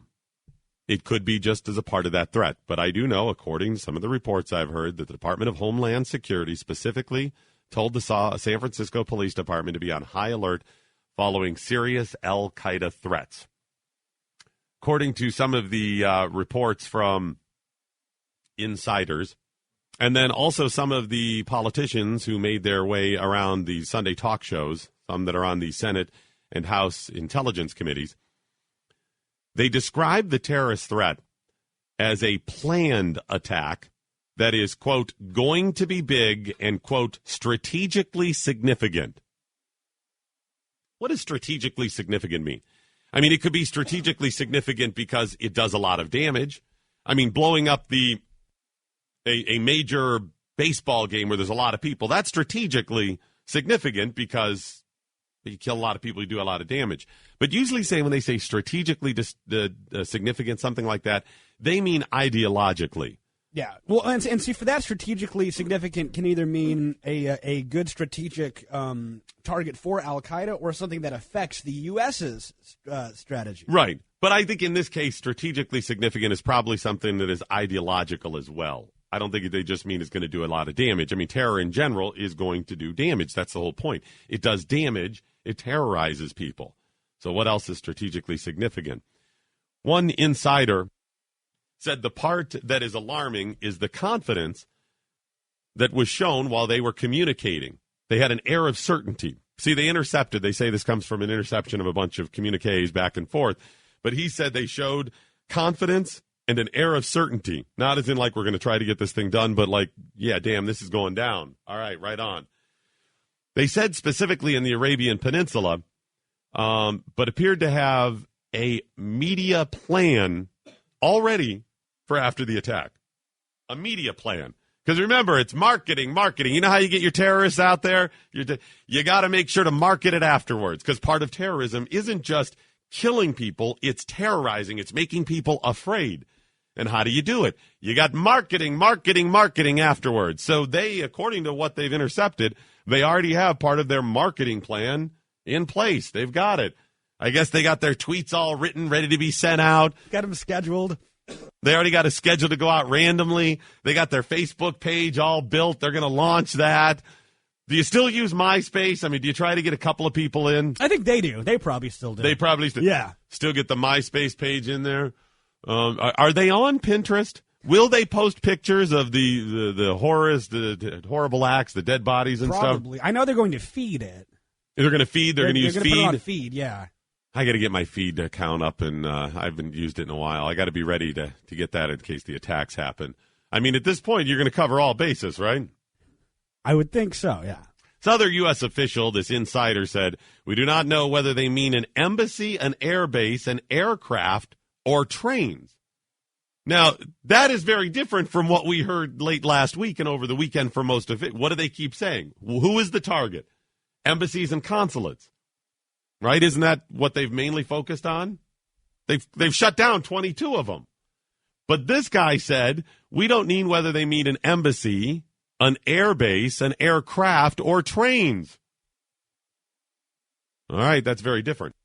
It's very different because although it's horrible if they attack one of our embassies and Americans could die, if you're talking an aircraft, that's not just people who work for the State Department in some faraway land. A train? I take trains every once in a while. I'm not usually at U.S. embassies around the globe. That's a little less common, and by less I mean never. I've never been in an embassy, but I've been on a train. I've been on an aircraft. I've even been on an air base. Very different. A little more scary. He went on to say, we're concerned about surgically implanted devices. He said, these are guys who have developed the techniques to defeat our detection methods. Surgically implanted devices. I'll tell you what, I've often thought, wow, these people are crazy. To be able to blow yourself up for something like this and the martyrdom, whatever, but also say, okay, I'm going to have surgery first while you implant this, stitch the thing back up, cover it all up, and then head through. Wow. See, if you have some dedication right there. No, it really is. If I have a bomb vest on, depending upon the vest, I still have some time to change my mind, right? Right? I'm getting ready. I'm walking in the discotheque in Lebanon or someplace, right? I think I'm going to blow these people up. Wait a minute. Do I really want to do this? I could just head to the restroom and take this thing off. I could just take it off. I really want to see who wins The Bachelor. Maybe I'll take this off. If it's surgically implanted, less ability to get rid of that thing. Well, and maybe that's actually part of the reason they are doing surgical implants now, so people can't back out. I mean, if it's plugged in, probably, but to a lesser degree. The big thing is detection. That's the big thing. But yeah, you less likely to take it off. According to Representative Dutch Ruttersberger from Maryland. I'm sorry, who? Representative Dutch Ruttersberger from Maryland. Your mic cut out right at the okay. He said that the ranking member of the House Intelligence Committee, said the intercepted communications called for a major attack. He said, we received information that high-level people from Al-Qaeda in the Arabian Peninsula are talking about a major attack, and these are people at a high level. He said it's a very credible threat, and it's based on intelligence. What we have to do now is the most important issue is to protect Americans throughout the world. See, they're surgically implanting devices. Can I take a moment here and lay this out? They're surgically implanting devices. They're notifying major police departments, even in America. They're shutting down embassies. They're doing all of this. Meanwhile, when I went through TSA yesterday, I had to take my shoes off, and 12-year-olds don't. Did you see the picture I tweeted out? Did you see the picture I tweeted out too? Yes, I did. Skip and I did not travel together, although we both flew to head to New York yesterday. They're surgically implanting devices. The reason, according to John Pistol and others, is because these are devices that may not be detected by even the little scanner devices, not just the metal detectors and the pat-downs. They wouldn't be detected by the scanner devices. They wouldn't be detected by the pat-downs. But I still got to get a pat-down and take my shoes off. Okay, maybe focus on those things and stopping those people. You know, I'll tell you what. If one of these nutcases ever ends up on a plane of mine, the insult to injury is going to be, son of a mother puss bucket. They end up on my plane after 10 years of me taking my shoes and belt off and all this other crap as I go through whatever. That's going to be the insult to injury. I'm going to die pissed off. Serious, that's what I'm going to do. I mean, not just afraid or angry that they're killing me or whatever. The plane's going down, and I'm going to be like, you son of... For 10 years, I've been taking off my shoes at the airport. I'm going to absolutely lose it at that point. For that reason, God. So I go through. I'm taking the shoes off, and I see a little sign here. It is one of those cute little caricatures drawing. You know, it's a penned out one for kids. It's not an actual picture, and it's a lady. It's make sure I get it right. It's TSA Officer Smith. She has glasses on. It's a little caricature of a woman, and she's kind of waving to the kids. And it says, and this is a sign as I'm going through TSA screening. Hey, kids, good news. If you're under 12, make sure to tighten your laces because you can keep your shoes on during screening. Then at the bottom, your safety is a priority, TSA, blah, blah, blah, blah, blah, blah. So just to sum up what's going on there. Kids under 12 don't have to take their shoes off when they go through screening because we know that nobody under 12 would ever blow up a plane. It's only people over 12. It's when you get to be 13 that you start saying, yep, I have become jaded enough in my 13 years of life that it's now capable. I now could potentially blow up a plane. Under 12, that would never happen. Well, and it's not just under 12, too. I've also seen signs that if you're over, I think, 75, you don't have to take them off either. By that point, you're at a point in your life, you've seen it, done it, been there. You say, it's just not worth it. You've caused enough terror. I've terrorized enough in my life. If I haven't gotten it in by 75, that's all it is. I tweeted out a copy of this picture, and then I put, good news. If you're a terrorist, you just need to use kids under 12 to carry out attacks at U.S. airports. Oh, but come on. They would never have kids join their militia. They're surgically implanting devices. We don't screen kids under 12 or people under 75, but yet I'm going through all of this nonsense when I go to the airport. They have no concept how to protect America. Their only solution is, let's spy on Americans and see what they're doing. Let's read their emails and tweets to find out if they're talking about sex or drugs. Let's be voyeurs and watch what's going on. You know, a lot of them people, they send out naked pictures of each other. Let's go ahead and spy on what Americans are doing. They have no concept. It's beyond the illusion of security. It's the illusion of security for we, the American sheeple, to pretend like we're safe. But all the while, they're spying on us. They have the capability, and in actuality they are, at times, looking at everything all of us do, but still will not actually secure the border, secure TSA, will not profile, none of this stuff. It's the bearded Spock world. Meanwhile, what was the picture you tweeted out? They're hassling some old dude? Yes, while I was getting my pat down, I look over to my left-hand side, and I see a very elderly man. I later find out, because I ended up talking to him. Like 50? He was 84 years old. He was severely hunched over. Old man, frail. He could barely get difficult around. Time. Yeah, he was having a rough time, so much that he actually had to rest himself against the table while they were doing the pat down. I mean, he was not able to stand under his own. And yeah, they somehow felt it necessary to give that man a full-fledged pat down. He doesn't have to take off his shoes, mind you, but he still had to get his junk touched by an agent. The hell is going on with the TSA? This is like the one airplane movie. It might have been Airplane 2, the one where they're going through the metal detectors, and there's guys dressed as soldiers with automatic weapons going through. And it's just the people are, well, it wasn't TSA at the time, but just watching them. Nothing. And a little old lady goes through and it goes beep. And they throw her up against the wall. They start frisking her. There's no common sense with this. Skip, there was another incident yesterday when I flew. Actually, there were several incidents yesterday when I flew, including some stuff I took through security. Yeah, I took some stuff through security. Quick break. I'll come back and tell you that story coming up next in the Morning Blaze.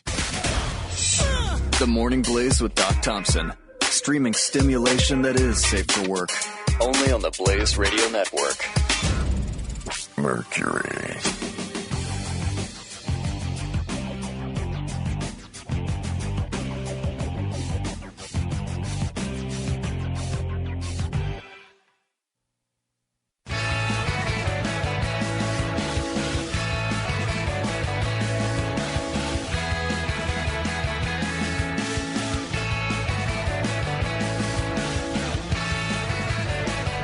You're listening to The Morning Blaze with Doc Thompson.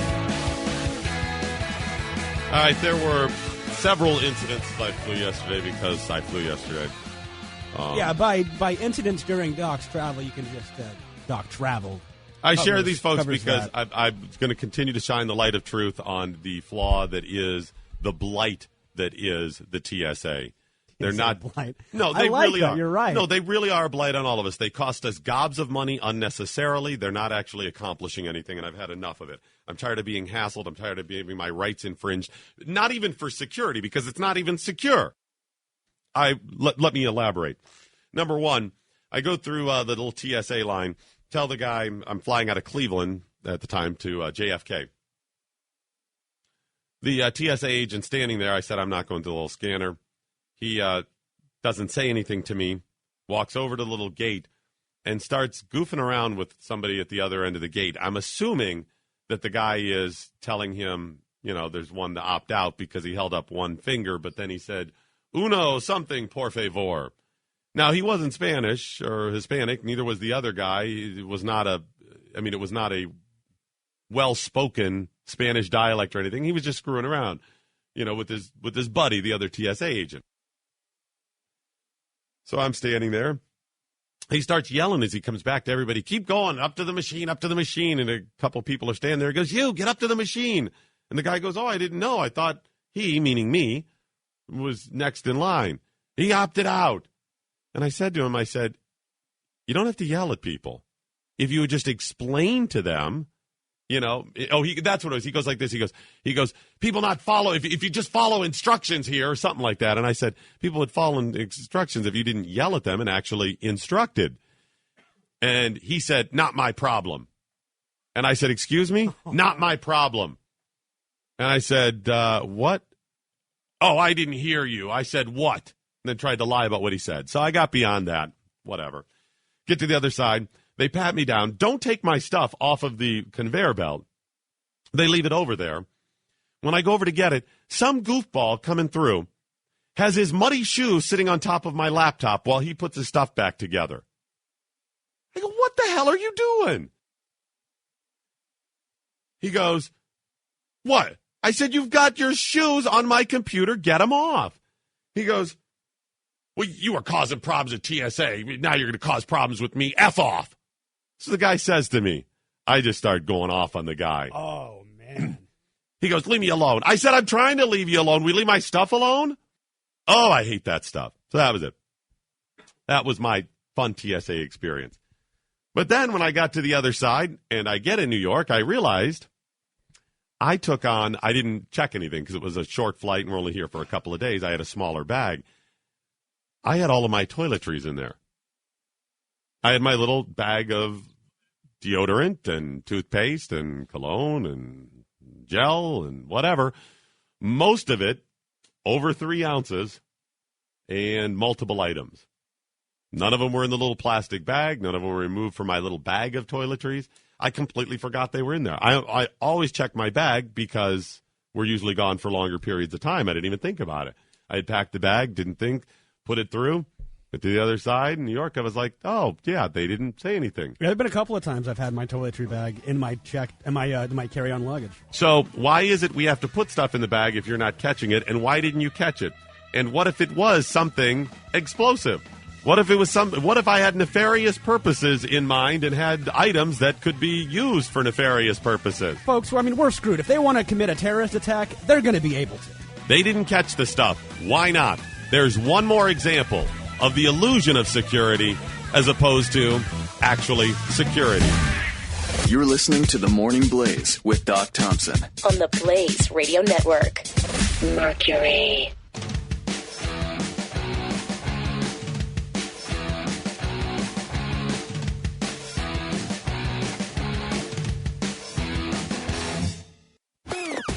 Radio Network. Headlines. What do you make of the decision to close all those embassies, all those consulates? What does it say about the president's foreign policy? And what does it say about our fight where we stand with al-Qaeda? The al-Qaeda terror threat front and center. Chris Wallace on Fox News Sunday posing the question to the panel as word embassies and consulates will continue to be closed this week in light of an increase in terrorist chatter.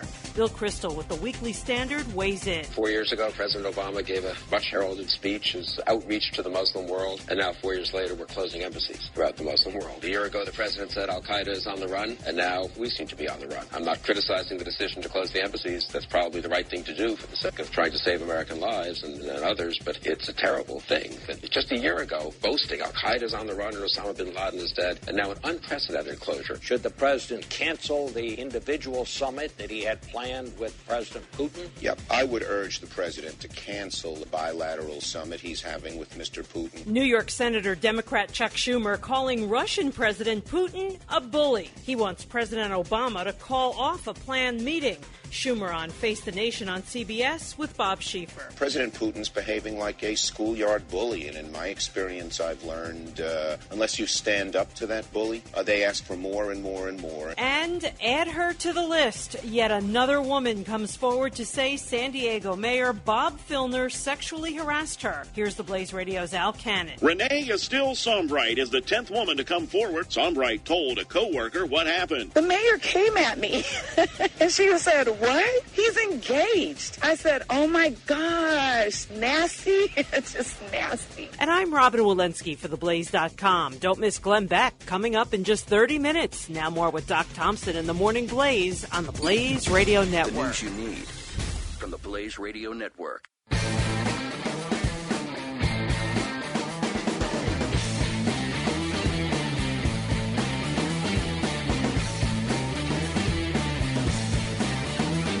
The Morning Blaze with Doc Thompson. 888-900-3393. All right, folks. I knew it. God. This stuff just... Last week,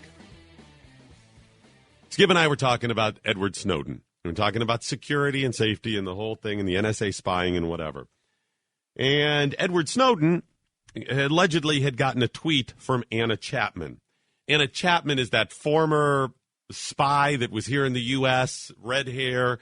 If you don't remember her, you can do an internet search for it, but make sure your safety controls are on. So I'm explaining that she had tweeted him a marriage proposal, allegedly. It was really an odd story. Skip did not remember who Anna Chapman is.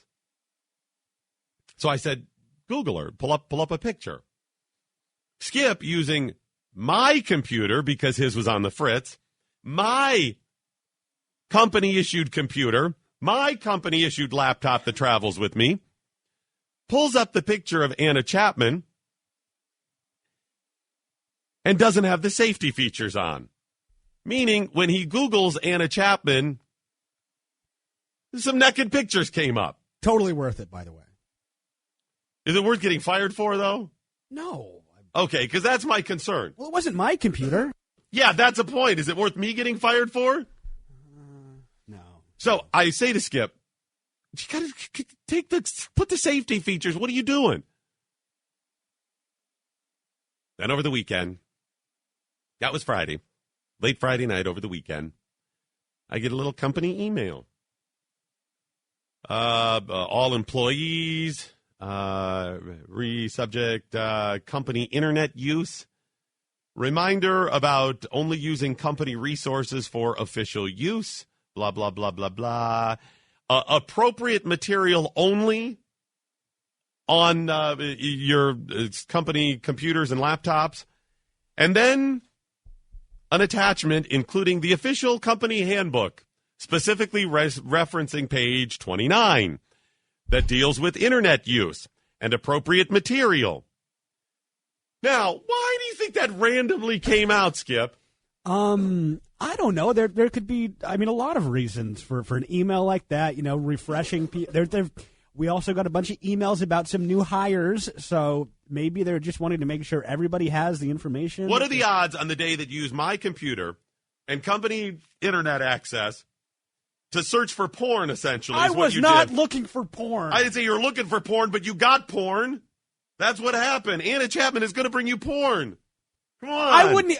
That's not even porn. Those were artfully taken shots. By Hustler? Artfully taken. Come on. They weren't Hustler. They were pretty graphic. Not Hustler. Was she naked? Did she have her naked naughty bits exposed? She had okay, thank you. Some skin exposed. Okay. The point is, you do that, then we get an email on this stuff. So I'm a little bit concerned that not only do they think it's happening on company whatever, but it's specifically me because it was my computer.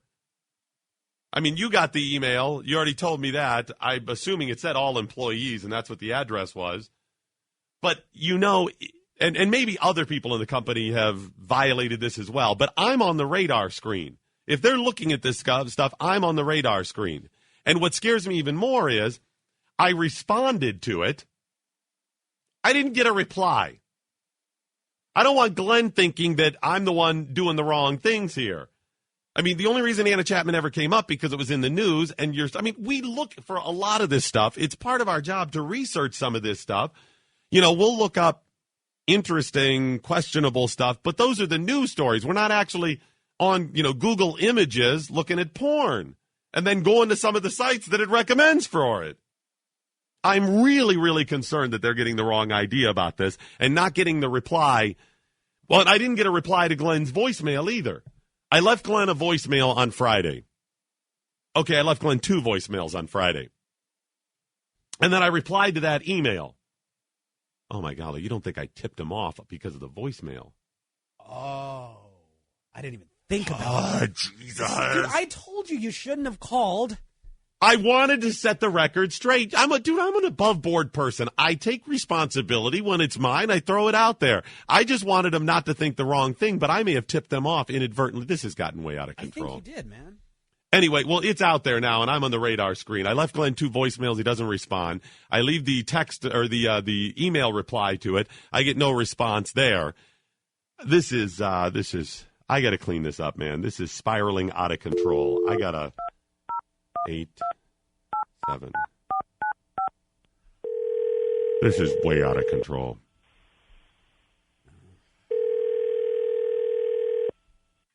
Hi, this is Glenn. I can't answer the phone right now. Please leave a message and I'll get back to you as soon as possible. Hey, Glenn, I responded to the email about surfing for porn, but I never got a reply. I'm a little worried. I want to make sure you understand why we're searching for Anna Chapman. I'll be available today until about...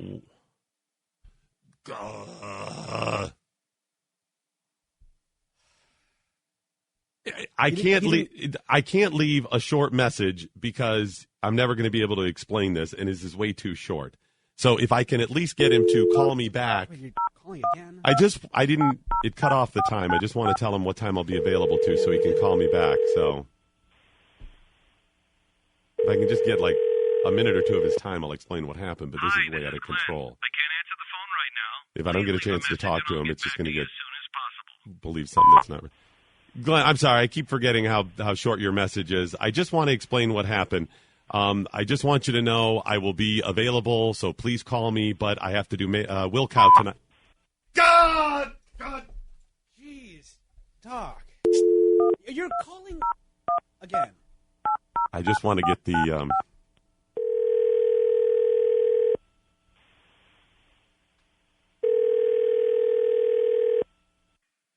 this is Glenn. I can't don't answer say the anything. phone right You're now. distracting me. Please leave a message and I'll get back to you as soon as possible. Keep talking at this.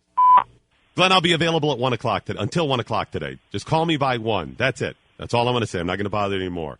Yes, there were naked pictures of Anna Chapman, but there was no reason for disciplinary action. It wasn't anything like that. Disciplinary action? I don't want any disciplinary action. I'm just telling him it's not that. Don't suggest that to Glenn. You already tipped him off with the porn search to begin with. Dude, what are you thinking about? I wouldn't. Well, I'm telling him not to. I'm telling him it's nothing he needs to be you told worried. him the same thing about looking for the porno. What happened the next day? You don't suggest that, Doc. Oh, this is not good. I'm going to have to talk to him. I don't know where he is today. I think he's in Dallas, and we're in New York. I've already emailed. He'll get back to you. That's the best way to get a hold of him. Okay. I think you're right. All right. Just. I told him I'm at until 1. That gives him an hour. That gives, because he gets off at noon. That gives him an hour to contact. I mean, he can talk to me tonight, but that's fine. All right. Now, don't worry about it, man. You'll be all right. This is really getting inside my head now. I can tell. No, because I left him. He didn't respond to the voicemails, and then how hard is it for the email to just respond and say it's not a problem? He gets a lot of email. There's a lot of people that work for the Blaze. You don't think that? So you got me freaked out about saying about the disciplinary. You're calling again, dude. He's getting ready for a show right now. Yeah, but he can get this as soon as he gets off the air, though. Dude, serious, man. I just want to clean it up. Hi, this is Glenn. I can't answer the phone right now. Please leave a message and I'll get back to you as soon as possible. Glenn, the disciplinary action thing. I'm not suggesting that that's something we actually need to do. I'm just saying it's not something. If you look at the scope of what we were doing, it was. Jesus, this is not. Dude, you're making it worse now. You're digging a hole. I can't get it out in 10 seconds. Why is his voicemail message that short anyways? So people don't leave long, droning message. But this is the story to this. This is bigger than just whatever. That's what email is there for. Maybe if But he's not responding to the email. Well, he's at least seeing it, dude, I'm sure. You already called him the 4 messages, man. Out of control. Now This is not working. I know out. you're troubled by this, but you've derailed the whole ending of the show. I mean, We'll figure out what we've learned. If you've got them, send it at Doc Thompson Show and at Skip Lacombe. Use the hashtag What I Learned Today, and send them out now. We'll get to them in a second. I'm just wondering if I should I have somebody leave him a message down in Dallas, like write a note. No. He knows I'm up till 1. I think we're screwed here, Skip. I think we're screwed. Well, I'm screwed. You're not. It was my computer. Serious. You're going to be fine, though. Hang up the phone. Doc.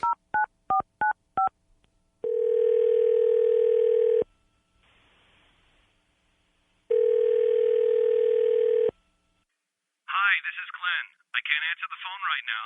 Please leave a message and I'll get back to you as soon as possible. Glenn, I don't think this is going to work out. This employment thing. I'm sorry, I'm not sure. Did you really just leave that message for Glenn? Yeah, I don't think I can overcome this. You don't think this is going to work out? I don't think I can overcome it. I don't. I think I've headed down the path. Dude, let's talk about this, man. I need a break in. The Morning Blaze with Doc Thompson on the Blaze Radio Network. Mercury.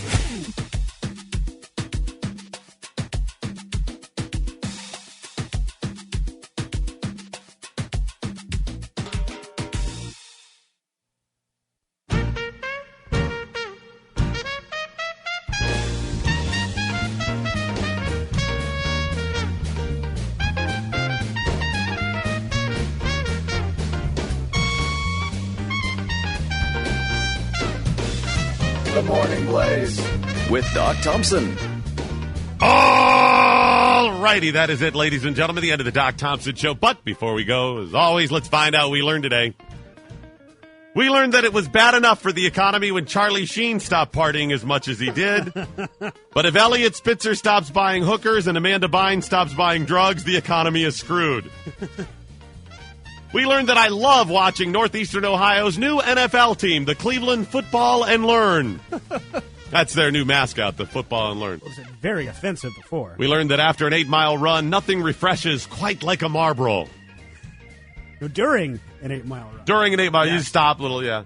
We learned that if you're in Pennsylvania operating a power tool, excuse me, let me try this again. I'll edit that out. Edit don't that worry. out. We learned that if you see Buddy Holly in Pennsylvania operating a power tool, call the police.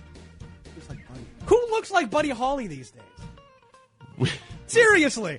Who goes out there and using that Buddy Holly look? Can I get that hip, young Buddy Holly look? That's what I'm going I mean, for. it's kind of like the hipster, like, NBA player type look now, too. We learned that instead of a beer summit, if Rand Paul had offered a 600 donut summit to Chris Christie, he probably would have gotten a response he wanted. We learned that according to Salt Lake City TSA, it's a good idea to leave your grenades at home. I'm just saying, were they on the ban list before? We learned the U.S. State Department will keep closed almost 24 embassies and consulates until at least Saturday because they're of no strategic importance to running guns to Syria. Hey-o! We learned that pepper on pizza is good. Pepper spray, not so good. All right, I just got an email from Stunt Brain, from Mike Opelka, saying that call was not good, and I left the impression that the wrong idea at the end of that last call to Glenn. Well, yeah, I said that. Let me dial this. No. Doc. I left the wrong impression. Please, allow me. Just one more. I just want to make sure this is just setting the record straight. Glenn, I can't answer the phone right now. Please leave a message and I'll get back to you as soon as possible. Glenn, when I said this isn't going to work out, I meant that it's me. It's not you. I don't want you to make you think it's you. It's me, Glenn.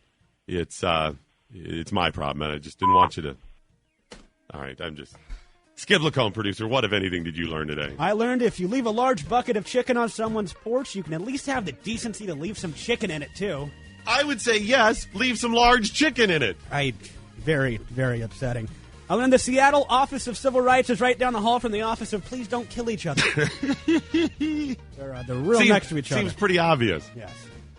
We learned Doc will be using... Let me start that over.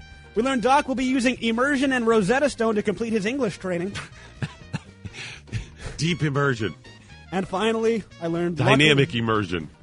I learned luckily Doc did not take down yesterday's flight with his toothpaste. He probably could have. Absolutely. The combination of that and the cologne, I could have taken him down, I'm telling you. The cologne that does it. You don't think he thought I was quitting, do you? Just let it go, man.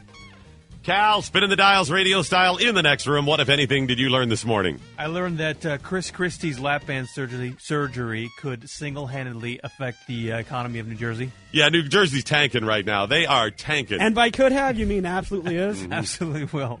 I learned that Doc has a list of stuff he really doesn't care about, and number one is offending people.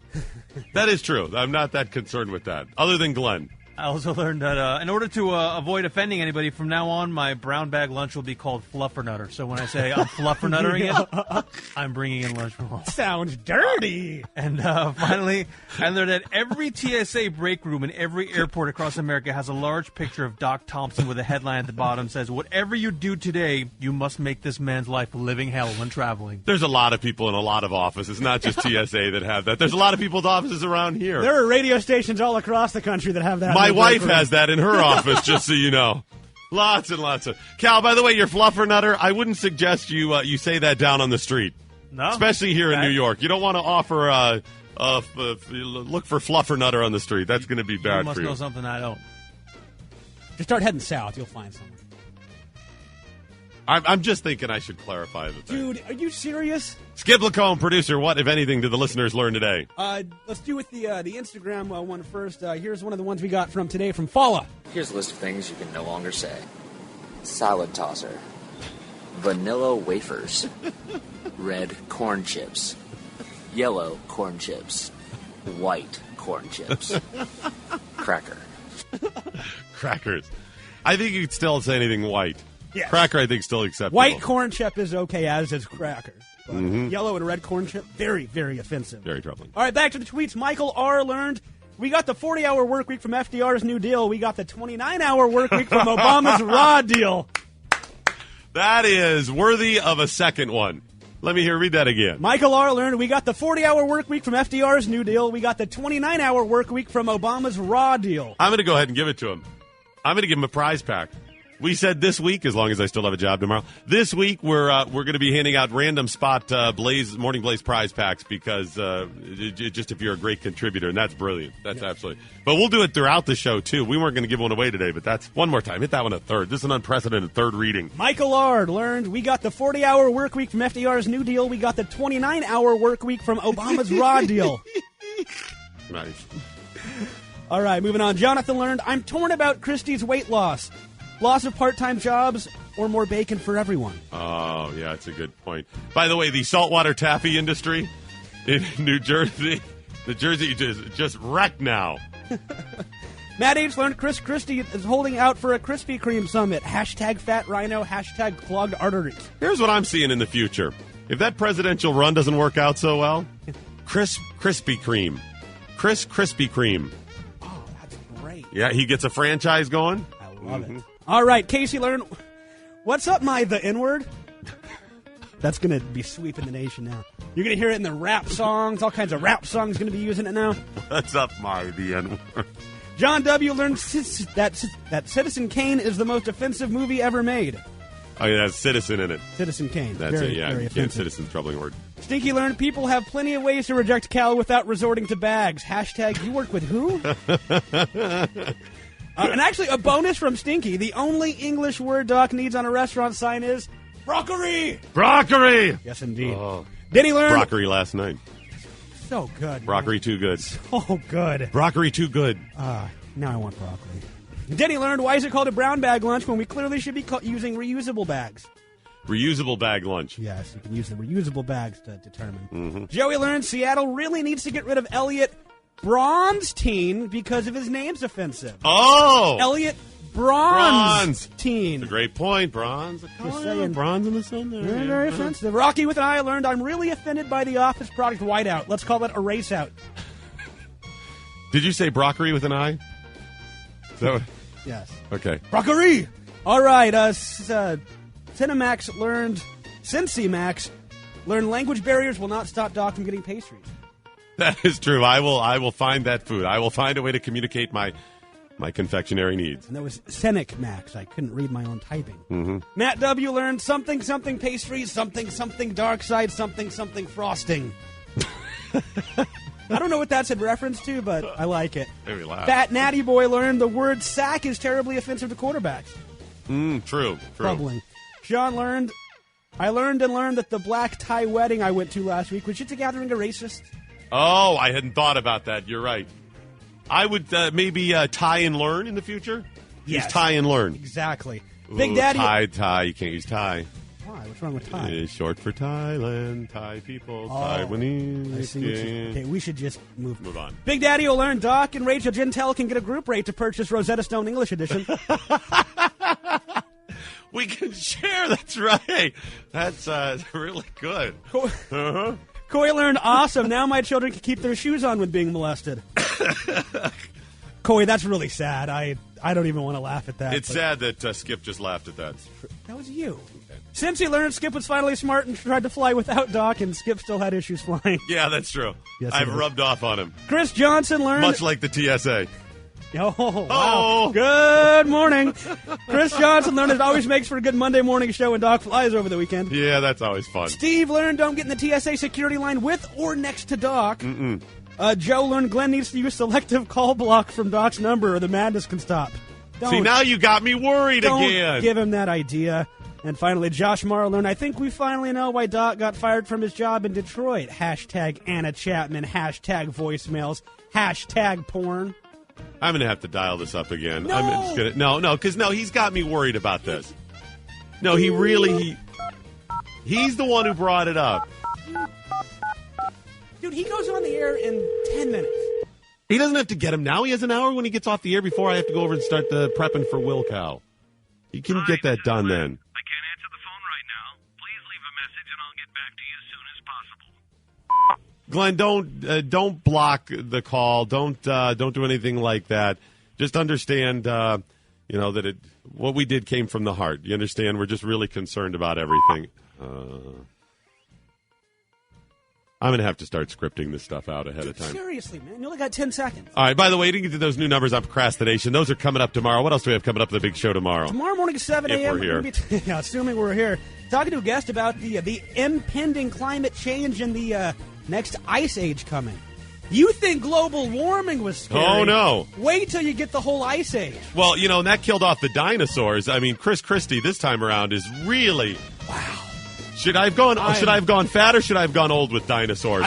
Hit me again. This time around, Nancy Pelosi and John McCain are really... All right. Yeah, this has really got me a little trouble tomorrow. I may have to call him when I get off the air. No. All right. The Glenn Beck program is coming up next here on the Blaze Radio Network. Have yourself a great day. We'll see you tomorrow, maybe. The Doc Thompson Show for now is a Skip Lacombe production. Sic Semper Tyrannis. Good night, Steve Cannon. Wherever you are. On Young. Now, you go home. I'm sorry, Glenn. Will Cow show tonight. Maybe. We'll see.